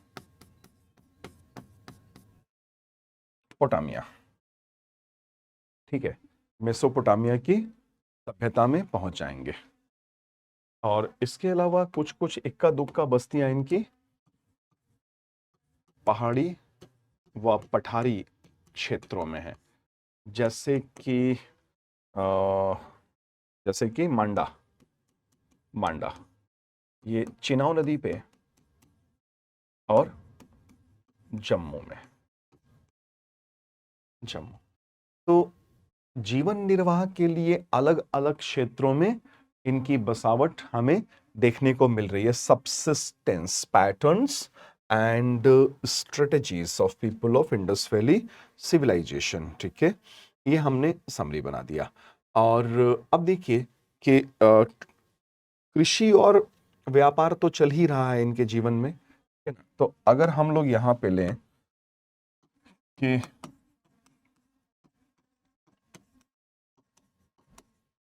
कृषि और व्यापार, तो कृषि शहर में तो नहीं हो रही है, ये ध्यान रखिएगा। कृषि जब भी होगी तो आसपास के ताम्र गांव से अनाज की सप्लाई होती है ना, शहर में अनाज नहीं होता है। ताम्र पाषाणिक स्थल, ठीक है, ताम्र पाषाणिक ग्रामीण संस्कृतियों पे खेती हो रही है, शहर में नहीं हो रही है। और यहीं से फिर ये उपज नगर में आ जाएंगे। और जो उपज उपजाया जा रहा है 9 प्रकार से भी अधिक फसलें। चावल की खेती दुर्लभ है क्योंकि पानी कम है इनके पास, और ज्यादातर बस्तियां अर्धशुष्क क्षेत्र में। पानी ज्यादा मिलेगा गंगा नदी तंत्र में, और ये तो सिंधु और सरस्वती नदी तंत्र में है। तो जब तक गंगा नदी तंत्र की तरफ नहीं आएंगे, या थोड़ा बहुत इक्का दुक्का क्षेत्र गुजरात जहां थोड़ी बारिश मिल भी जाए ज्यादा, तो चावल की खेती दुर्लभ है। और इसीलिए देखिए गुजरात का एक जगह है लोथल, बस वहीं से चावल का एविडेंस इंडस वैली सिविलाइजेशन में हमें मिल रहा है। तो 9 प्रकार से भी अधिक फसल। हल सीधे नहीं मिला है हमें उत्खनन में, हल नहीं मिला है, सीधे नहीं मिला है, परंतु बनावली से हल का खिलौना मिला है। खिलौना है तो हल भी है, हल डायरेक्ट नहीं मिला है, और इसलिए भी नहीं मिल पाया होगा कि सड़ गल गया होगा, शायद इनका हल लकड़ी का रहा होगा तो सड़ गल गया। अब हल मिले चाहे ना मिले, हमारे पास एक साक्ष्य है। और जो कालीबंगा है ना, तो उत्तरी राजस्थान में गंगानगर, तो कालीबंगा में हमें जुता हुआ खेत मिल रहा है, जुता हुआ खेत मिल रहा है, और उस खेत में खांच बनी हुई है, ट्रेंचेस बने हुए हैं। जैसे हल चलाएंगे ना तो मिट्टी में खांच बनता है, वो खांच मिल रहा है, ट्रेंच। और मजे मजे की बात है कि ये ऐसे और एक बार फिर वर्टिकल, मतलब एक ही खेत को 2 बार हल चलाया गया है। इसका ये मतलब होता है, देखिए, कि एक बार में ही 2 फसल उगा लिया जाए। संभव होता है एक बार में 2 फसल उगाना, गांव के लोग जानते हैं। जैसे गेहूं के साथ सरसों उगा सकते हैं या राई उगा सकते हैं, एक ही बार में 2 फसल, सेम सीजन में सेम जीनस का 2 फसल हम उगा सकते हैं। ये है हमारे पास, ठीक है, कृषि। लेकिन याद रखिएगा, कृषि शहर में नहीं हो रहा है, गांव में हो रहा है। और इसके साथ साथ देखिए कि ये तो खाने का हो गया, फिर कपास और कपड़े के लिए नील की भी खेती की गई है। और अगर हम व्यापारिक गतिविधियां देखें तो खास तौर पे दूरवर्ती जो व्यापार है, लंबी दूरी का व्यापार, वो ज्यादा महत्वपूर्ण है हमारे लिए यहां पर, बजाय स्थानीय व्यापार को ध्यान दिया जाए। तो लोथल जो शहर था ना गुजरात में, लोथल, ये तो नदी के किनारे था, भोगवा नदी। तो लोथल का हमने उत्खनन जब किया, तो लोथल के उत्खनन से ईंटों का बना एक चबूतरा, जिसको हिंदी में हम लोग गोदी बाड़ा कहते हैं, यानी कि अंग्रेजी में डॉक यार्ड। डॉक यार्ड का मतलब यहाँ पे पानी वाले जहाज, नाव, बड़े बड़े नाव आके लगे, तो नाव पर सामान लादा जाए या नाव से सामान उतारा जाए, तो गोदी बाड़ा। अब इसका मतलब, और लोथल जो है ना, ये लोथल, ये किस नदी पे है? भोगवा नदी पे है, और ये जा रही है खंभात की खाड़ी में, गल्फ ऑफ कैम्बे, और गल्फ ऑफ कैम्बे से ये जाएंगे अरब सागर में, अरब सागर से ओमान की खाड़ी, और ओमान की खाड़ी से हॉर्मुज, हॉर्मुज जल संधि, और हॉर्मुज जल संधि से ये चले जाएंगे फारस की खाड़ी, और फारस की खाड़ी से ये पहुंच गए भैया मेसोपोटामिया की सभ्यता, अपने समकालीन। वहां पे सामान बेचा, सामान खरीदा, जो भी है, और सिक्के वगैरह तो मिले नहीं है, तो या तो वस्तु विनिमय है, या फिर कीमती अर्धकीमती पत्थर, लैपिस लाजुली और टॉर्कॉइज या फिरोजा और लाजवर्थ मणि पत्थर का इस्तेमाल कर रहे हैं। तो ये इस तरीके से है इनका लॉन्ग डिस्टेंस ट्रेड। अब देखिए, जैसे सिंधु घाटी सभ्यता की मुहरें हैं, अब वो मुहरें हमें कहाँ से मिल रही हैं? वो मुहरें हमें मेसोपोटामिया से मिल रही हैं। मेसोपोटामिया की कुछ मुहरें हमें, एक बेलनाकार मुहर, वो हमें मोहे जो दड़ों से मिल रही हैं। तो यहाँ की मुहरें वहाँ के उत्खनन से मिल रही हैं, वहाँ की मुहरें हमारे यहाँ के उत्खनन से मिल रही हैं। मामला बहुत स्पष्ट है। क्या स्पष्ट है? कि दोनों में लॉन्ग डिस्टेंस ट्रेड हो रहा था, सुदूरवर्ती व्यापार वाणिज्य चल रहा था।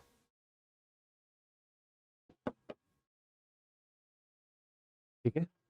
और अगर इसके अलावा आप पूछें कि भाई और बताइए, इसमें जरा एविडेंस बताइए, ये तो कम ही लग रहा है, बहुत स्पष्ट नहीं हो रहा, तो इससे ज्यादा हमारे पास एक और एविडेंस है कि मेसोपोटामिया की सभ्यता है ना, उसकी भी लिपि थी भाई। सभ्यता है तो उनको भी लिखना आता था। तो मेसोपोटामिया की जो लिपि है वो अक्षर वाली है, भाव चित्र वाली नहीं है, कीलाक्षर। तो कीलाक्षर लिपि है। इस कीलाक्षर लिपि को पढ़ा जा चुका है, वहां टेंशन नहीं है, हमारे यहां टेंशन है। पढ़ा जा चुका है, तो उनका जो भी पढ़ाई हुआ हमने वहां पे डिकोड किया, तो हमें यह समझ में आ रहा है कि जो वहां पे राइटिंग है ना, तो उनके राइटिंग में उनके यहां से हमें एक एविडेंस मिल रहा है। ये लिखित साक्ष्य है हमारे पास तकरीबन 2400 साल पहले का, सॉरी 4600 साल पहले का रिटन एविडेंस है। रिटन एविडेंस है, यहां से हमें मिल रहा है मेसोपोटामिया से। वो रिटन एविडेंस ये है कि लिखित साक्ष्य कि ये जो मेसोपोटामिया वाले लोग हैं ना, देखिए ये लोग क्या बोल रहे हैं, ध्यान से सुनिएगा, इसको देखिएगा।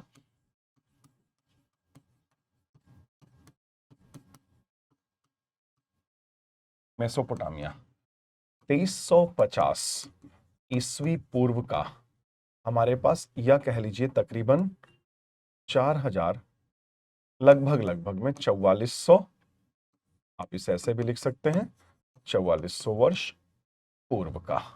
ठीक है, लगभग 4400 वर्ष पूर्व का हमारे पास एक लिखित साक्ष्य है, हमारे नहीं उनका। उसमें ये लोग बता रहे हैं कि इन लोगों का मेलुहा के साथ व्यापारिक संबंध था। तो ये बड़ी मजेदार बात है, देखिए कि हमें नाम मिल गया Indus valley civilisation, Indus valley civilisation, Harappa, कुछ कुछ बोलते जा रहे हैं बोलते जा रहे हैं। उस जमाने में मेसोपोटामिया के लोग इंडस वैली, जिसे हम कह रहे हैं इंडस वैली सिविलाइजेशन, उसे मेलुहा कहा करते थे। तो भैया मेलुहा नाम था उस जमाने की, उस जमाने की हमारी सभ्यता का। ऐसा हम नहीं पता कर पाए, वो लोग बता दे रहे हैं मेसोपोटामिया वाले मेलुहा। तो मेलुहा, मेलुहा से तात्पर्य कौन से क्षेत्र से है? सिंध क्षेत्र से, सिंध क्षेत्र से। और इसी लिखित साक्ष्य में यह भी बताया गया है कि उनके और मेलुहा के बीच में रुकने के लिए मध्यवर्ती स्टेशंस भी थे, या चौकियां, मध्यवर्ती व्यापारिक चौकियां, जिनमें एक नाम ये लोग दे रहे हैं दिलमुन, जो बहरैन कंट्री है आज का, और एक नाम दे रहे हैं मागन, जो आज का ओमान देश है, ओमान। ये बीच में मेंशन, ये दो मध्यवर्ती व्यापारिक चौकी। देखिए जैसे मैं आपको बताता हूं, इस मैप पे देखिएगा ध्यान से,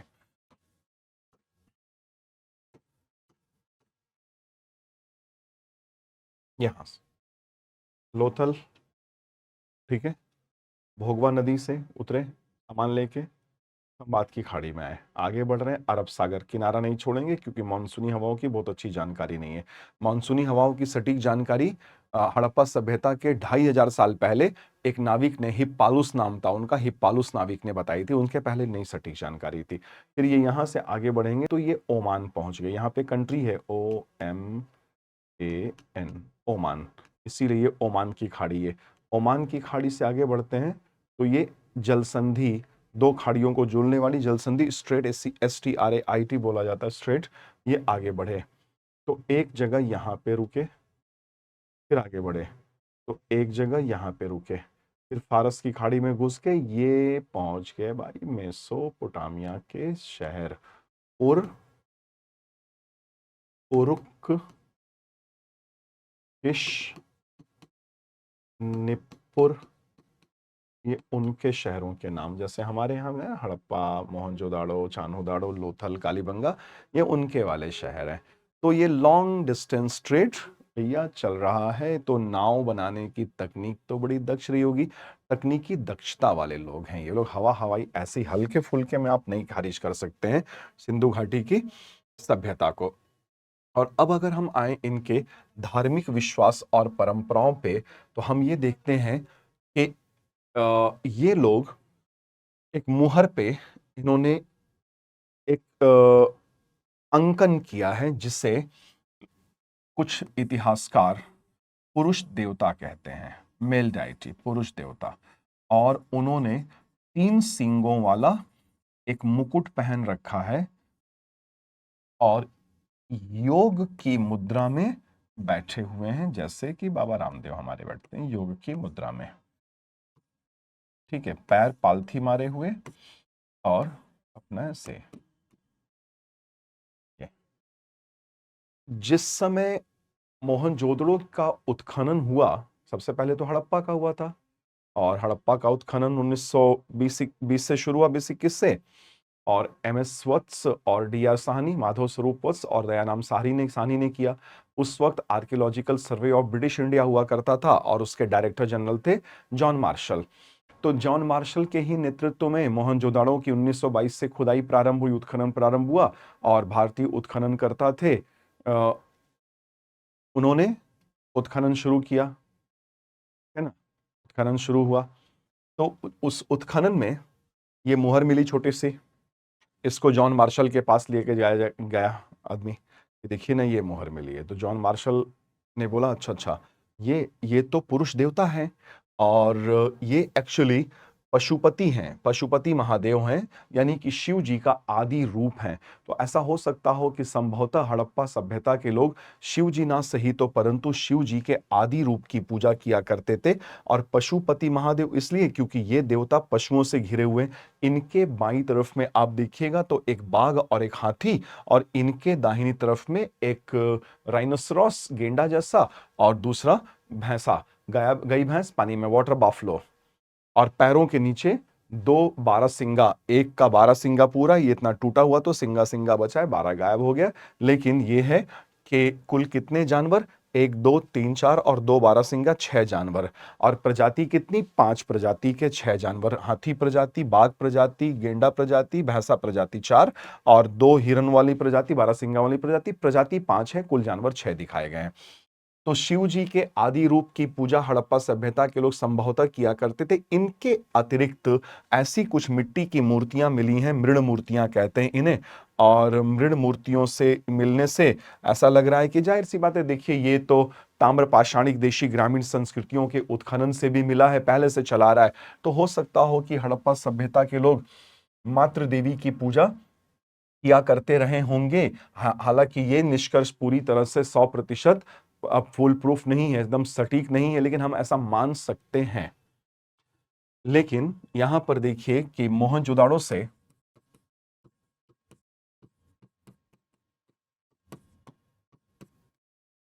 इसका अर्थ होता है सिंधी भाषा में मृतकों का टीला, के उत्खनन से तेलखड़ी पत्थर के बने दाढ़ी बाबा की एक मूर्ति मिली है। और अगर हम इतना छिपा दें तो किसी से मिलते हुए लग रहे हैं ये, किसी पॉलिटिशियन से, किसी राजनेता से, बताइएगा जरा तो, या पूर्व जन्म लेके आए हैं, अगला जन्म लेकर के आए हैं कि पूर्व जन्म में कोई पॉलिटिशियन जो आज हैं उस समय भी रहे होंगे 4500 साल पहले। बहुत इंटरेस्टिंग है ये, ढूंढ के बताइएगा मेरे को कमेंट में, ठीक है। और दाढ़ी बड़े अच्छे से सजा रखा है, एकदम जेल लगा के, बियर्डो वाला पूरा सेट करा के आए हुए हैं। और शॉल अंडर आर्म है, हाथ से नीचे से ऐसे अमिताभ बच्चन जैसे ओढ़ते हैं शॉल, अंडर आर्म। और शॉल पे ऐसे कपड़े पे 3 पत्ती वाले फूल बने हुए, तिपतिया, तिपतिया बड़ा अच्छा लगता है बोलने, तिपतिया, ये ऐसे बना हुआ है। और बाजू बंद है, मतलब बाजू में दाहिने हाथ में ये ऐसे कुछ बांध रखा है इन्होंने, माथे पर भी बांध रखा है। पीछे देखिए ये सन्नी पाजी के जैसे, ये पूरा नरसिम्हा वाले स्टाइल में सन्नी पाजी,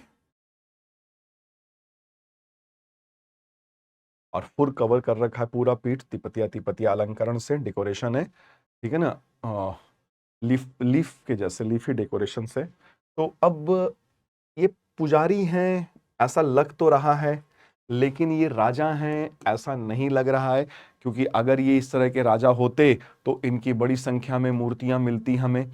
जबकि हम ऐसा देखते हैं कि जो समकालीन मेसोपोटामिया सभ्यता है, तो मेसोपोटामिया सभ्यता में बड़ी संख्या में पुजारियों की मूर्तियां मिली हैं, जिनसे हमें ये पता चल जाता है कि वहाँ पर उनके शहरों में मेसोपोटामिया के शहरों में पुजारी लोगों का शासन जरूर रहा होगा, और शासन ना सही तो दबदबा तो बहुत रहा होगा। लेकिन हड़प्पा सभ्यता के स्थलों से ना पुजारी लोगों की इस तरह की कोई भी ज्यादा मूर्ति, ये एकमात्र अपवाद है ये, इससे ज्यादा कुछ नहीं मिल रहा है। तो हमें यहाँ ये समझ में आ रहा है कि पुजारी लोग तो हड़प्पा सभ्यता में राजा नहीं है, और राजा हैं इसके भी एविडेंस नहीं है, ना तलवार मिल रहा, ना भाले, ना तीर, ना धनुष, ना कुछ ना कुछ। शांति प्रिय लोग नजर आ रहे हैं, शांति प्रिय लोग नजर आ रहे हैं।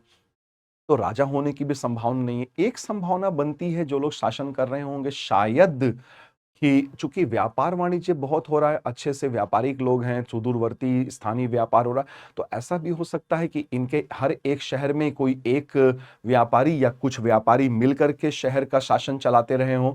और या ये भी हो सकता है कि हर शहर एक ही जैसे बसाया गया है, तो शायद जैसे डीडीए होता है, Delhi development authority, Lucknow development authority, Varanasi Patna development authorities होते हैं ना बड़े बड़े शहरों में, मेट्रोपॉलिटन्स में, वैसा कुछ रहा होगा जो इन शहरों की व्यवस्था पूरा यूनिफॉर्मिटी देखता था, अरेंजमेंट देखता रहा होगा।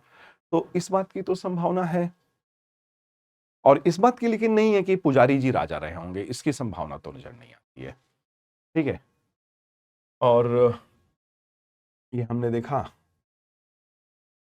मातृदेवी की पूजा, ठीक है, और कुछ ऐसे ताबीज भी मिल रहे हैं, ताबीज तो नहीं कह सकते लेकिन ताबीज जैसी संरचनाएं मिल रही हैं।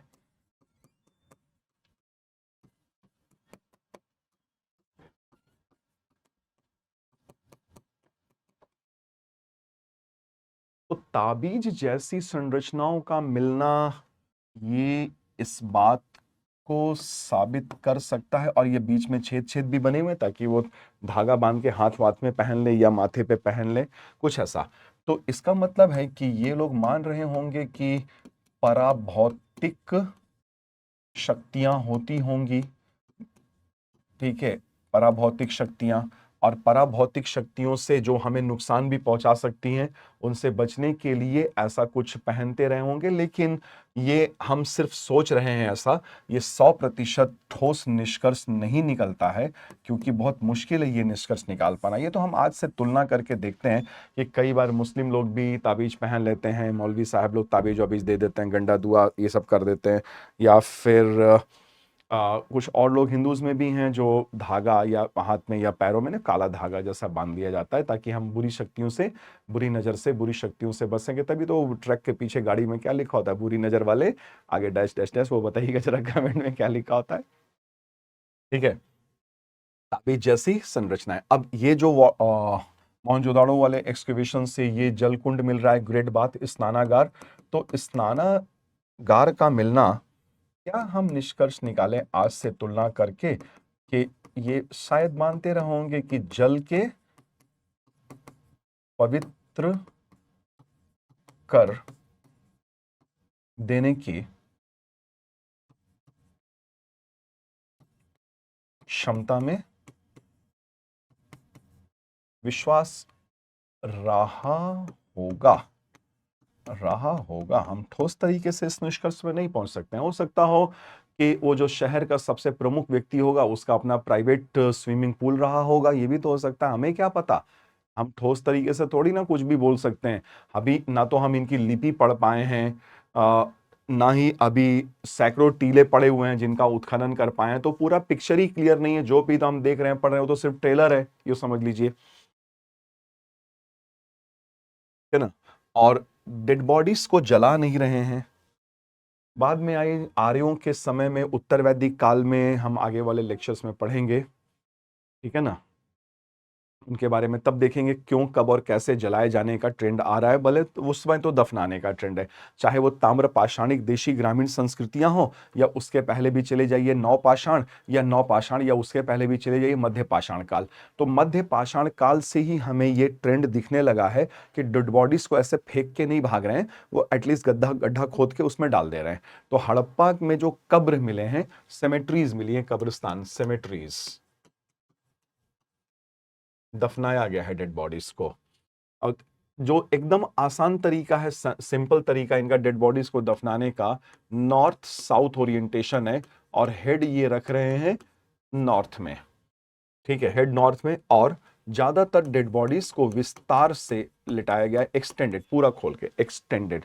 कुछ डेड बॉडीज मोड़ के ऐसे लिटा दिया गया है यहां पे जैसे देखिए, और ये एक्सटेंडेड बेरियल है, विस्तारित शवाधान, एक्सटेंडेड बरियल या विस्तारित शवाधान। एक जगह है गुजरात का लोथल, जो भी हमने पढ़ा, लोथल से अजीबोगरीब डबल बरियल, युग्म युग्म शवाधान, एक ही कब्र में दो लोग डाल दिए गए हैं। पता नहीं वो बाबू सोना है कि कौन रे, कपल है, मैरिड है, क्या जो भी है वो, लेकिन दो लोग हैं, ठीक है। युग्म समाधान, डबल बेरियल लोथल से। तो extended burial, double burial, pit burial भी गड्ढे में छोटा सा गड्ढा खोद के गाड़ दिया। ये कई बार ऐसा होता था खुले में छोड़ दिया, चील कौआ खा गया डेड बॉडी को, हड्डी वड्डी बची, उठा के लाके छोटे से गड्ढा खोद के उसी में गाड़ दिया। Fractional burial, pit burial, double burial, extended burial, कई तरीके से डेड बॉडीज को डिस्पोज ऑफ किया गया है, ठीक है। और फिर धीरे धीरे क्या होता है ना कि ये सभ्यता जो थी, ये नगर जो थे, ये छोड़ गए, लोग खाली कर रहे थे। तो क्रमशः ये ना नगरों को खाली करते गए हैं। और एक दौर आया, दिखे जैसे हम 4600 वर्ष पूर्व चले जाएं, तो 4600 वर्ष पूर्व से 3900 वर्ष पूर्व ये अपने लहलहाते विकसित चरण में थे। फिर यहां से वो 3700 या 3800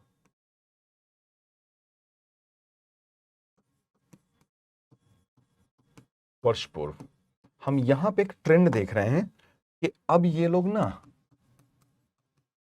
नगरों को खाली कर रहे थे। अब नगरों को खाली कर रहे थे और यहां तक आते आते नगरों को छोड़ दिया गया था, खाली कर दिया गया, परित्यक्त, नगरों को परित्यक्त कर दिया गया था, खाली कर दिया गया था। सारे नगर छोड़ दिए इन्होंने, नगरों में रहना छोड़ दिया। और जाहिर सी बात है कि नगरों में जब रहना छोड़ेंगे तो नगर जब खाली करेंगे तो कहां जाएंगे? जहां से आए थे भैया, गांव से तो आए थे, गंवे में वापस जाएंगे ना। तो जब शहरी लोगों पे शामत आती है, मुसीबत आती है, तो गांव की तरफ भागते हैं, क्या ना भाई, मैं तो गांव का ही आदमी हूँ ठीक है, मुझे दिक्कत नहीं है।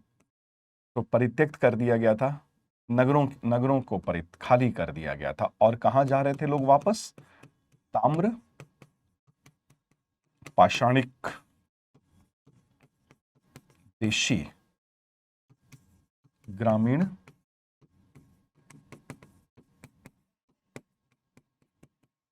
संस्कृतियों, रिवर्स माइग्रेशन हो गया शहर से गांव।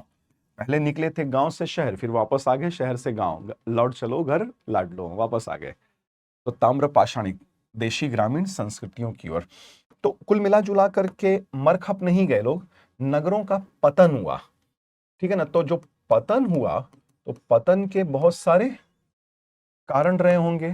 तो अब इसमें कुछ ज्ञात कारण हो सकते हैं और कुछ अज्ञात भी हो सकते हैं। ज्ञात अज्ञात, ये पूरी तरह से अभी तक हम इनके पतन को समझ नहीं पाए हैं कि क्या कारण रहे होंगे कि इनका पतन हो चला था। मतलब खाली पतन का मतलब लोग नहीं मरे खपे हैं, शहर। तो पतन से तात्पर्य यहां पे मरने खपने से नहीं है, शहर छोड़ने से। और सभ्यता की जो खास खास नगरों की खास खास बातें हैं, वो सब गड़बड़ा गई बाद में चल करके। तो अब ये भी हो सकता है कि इसका कारण, जो एक तो हमें ज्ञात है, अच्छे से मालूम है, जैसे भूकंप वगैरह, प्लेट टेक्टोनिक मूवमेंट्स, भूगर्भीय हलचल। और इसमें जो गुजरात के शहरों पे असर पड़ा, इसका एविडेंस है हमारे पास, ये रिसर्च है। गुजरात के स्थल या गुजरात के नगरों का पतन हुआ इससे, ये खाली किया गया, जैसे लोथल। तो लोथल नदी पे था, भोगवा नदी पे, और नदी से ये कहां जाते थे? गल्फ ऑफ कैम्बे, खंभात की खाड़ी में चले जाया करते थे। तो जब ये खंभात की खाड़ी में उतर रहे, और मान लीजिए कि भूकंप आया, जो कि आया, इसके सबूत है हमारे पास, और नदी ने अपना रास्ता बदल लिया, नदी का रास्ता बदल गया भूकंप से। अब नदी और अब इनका संपर्क, लोथल का संपर्क समुद्र तट से टूट गया, कोस्ट लाइन से टूट गया। तो अब लोथल में रह के क्या करें? क्योंकि लोथल में रहने का पर्पस क्या था? लोथल में रहने का तो पर्पस ही यही था कि समुद्री व्यापार, लॉन्ग डिस्टेंस ट्रेड करेंगे। और अब लोथल की कनेक्टिविटी, भोगवा नदी की कनेक्टिविटी टूट गई। तो जब भोगवा नदी की कनेक्टिविटी टूटी भूगर्भीय हलचल से, तो लोथल का महत्व समाप्त हो गया, है ना? लोथल का महत्व ही समाप्त हो गया। तो ये एक कारण हो सकता है, ये कारण तो है, ये तो हमें ज्ञात है। दूसरा कारण जो ये हो सकता है कि अधिकांश शहर तो अर्ध शुष्क क्षेत्र में है। तो अगर मान लेते हैं कि वर्षा की मात्रा में कमी आई, तो अगर वर्षा की मात्रा में कमी आई, तो नगरों को बनाए रख पाना बहुत मुश्किल हो जाएगा, क्योंकि कृषि उपज गिरेगी, और कृषि उपज जब गिर जाएगी, तो फिर शहर को खिलाएंगे क्या? तो गांव के लोग अगर खुद नहीं खा पा रहे होंगे वर्षा की कमी से, तो वो अनाज शहर तो सप्लाई नहीं दे पाएंगे। तो भाई शहर तो खाली करके आपको वापस खाना है, जिंदा रहना है, तो गांव की ओर वापस लौटिएगा ही लौटिएगा। तो एक ये हो सकता है अर्ध शुष्क क्षेत्र में होने की वजह से वर्षा की मात्रा में कमी, जैसे घग्गर हाकरा नदी। मान लीजिए घग्गर हाकरा नदी, हालांकि इसके हमारे पास सबूत नहीं है ठोस, घग्गर हाकरा नदी सूख गई होगी, तो अधिकांश इनके नगर तो घग्गर हाकरा या सरस्वती पे ही थे। और अगर सूख गई सरस्वती नदी, तब तो भारी मुसीबत हो जाएगी, है ना? और हो सकता हो कि ऐसा हुआ होगा, या फिर हम इसको भी रूल आउट नहीं कर रहे हैं कि कोविड-19 जैसी कोई महामारी फैली हो। लेकिन महामारी एक दो शहर में फैल सकती है, इतने दूर दूर तक इनके शहर अवस्थित थे कि इतने बड़े एरियाज में कोविड-19 जैसी कोई महामारी फैल जाए, थोड़ा सा मुश्किल लगता है। हालांकि संभावना तो है ही है, ये भी हो सकता है। तो होने के लिए बहुत सारे एक्सप्लेनेशंस हैं हमारे पास, लेकिन कुछ ज्ञात हैं और कुछ अज्ञात हैं। और भी हम ले सकते हैं पतन की व्याख्या के लिए, जैसे जैसे और क्या लिया जा सकता है? मान लीजिए कि, हालांकि कोई मान लीजिए मिटियोर गिरा होगा, जैसे मिटियोर गिरा, डायनासोर खत्म हो गए। लेकिन मिटियोर गिरता तो उसका सबूत हमारे पास होता उस क्षेत्र में, क्योंकि हम तो ये उस क्षेत्र में हैं ही हैं, तो हम पता लगा लेते। तो उल्का पिंड गिरा होगा और ये खत्म, ये इसको तो 100% हम सीधे सीधे सिरे से नकार देते हैं, रूल आउट कर देते हैं, ठीक है ना? तो एक है बड़ा लोकप्रिय है, लेकिन वो आउटडेटेड थ्योरी है, रिजेक्टेड थ्योरी है, उसको आर्यों के इतिहास के साथ जोड़ करके मैं फिर वहां पे एक्सप्लेन करूंगा। तो अभी यहां पे रहने देंगे, इस लिख करके हम लोग छोड़ देंगे, एक्सप्लेन नहीं करने जा रहा हूं अभी फिलहाल यहां, कि आर्यों का आक्रमण हुआ। कुछ लोग थे जो अपने आप को आर्य कहते थे, उन्होंने आक्रमण कर दिया सिंधु घाटी सभ्यता के नगरों पर। आर्यों का आक्रमण व उन्होंने सब मारकाट मचा दिया और सभ्यता का पतन हो गया। लेकिन अगर वो मारकाट मचाते तो उनके साक्ष्य मिलते, हड्डियों जो कंकाल मिले, उनकी मुंडी कटती, हाथ कटता, किसी का पैर कटता, जब तलवारें चलती तो हड्डियों पे चोट के निशान मिलते, वैसे बिखरे हुए डेड बॉडीज मिलती। तो आर्यों का आक्रमण व सभ्यता का पतन, ये थ्योरी ऑल टुगेदर क्या है? पूरी तरीके से रिजेक्टेड थ्योरी है। तो कई कारण हैं मिले जुले कि एक समय के बाद शहर खाली हुए हैं। अब ये भी हो सकता हो कि बाढ़ आई हो, नदियों में बाढ़ आई होगी और एक साथ सूखा भी पड़ रहा होगा। ये दोनों एक साथ तो नहीं हो सकता ना। तो बड़ा मिस्ट्री है इनके पतन में। बता पाना, एक्सप्लेन कर पाना अभी तक भी किसी के लिए भी संभव नहीं है।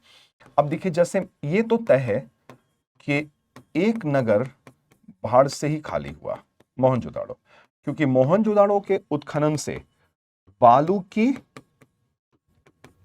7 परत हमें मिली है। और अगर बालू के जमाव की 7 परत मिल रही है तो इसका बहुत स्पष्ट मतलब है कि ये नगर 7 बार बाढ़ से प्रभावित हुआ। और 7वीं बार के बाढ़ में, पहली बाढ़ में चलो ठीक है बाढ़ आ गई, अब खाली की, अब पीछे हटे बेचारे, फिर बाढ़ उतरी, फिर कीचड़ काचड़ मिट्टी विट्टी साफ किया, शहर ठीक ठाक किया, फिर उसको शुरू किया, फिर कोई कुछ सालों के बाद बाढ़ आ गई, फिर रिपीटेडली 7वीं बार जब बाढ़ आ गई तो उन्होंने सोचा होगा बाढ़ में गया शहर, इससे बढ़िया तो हमारे नगर ही हुआ करते थे, छोड़ो वापस अरे वो ताम्रपाषाणी देशी ग्रामीण संस्कृतियां ही हुआ करती थी, वहीं वापस चलते हैं, कम से कम ठीक ठाक खाने पीने को तो मिल जाएगा, इतनी मुसीबत शहरों वाली तो नहीं झेलनी पड़ेगी, धक्के तो नहीं खाने पड़ेंगे।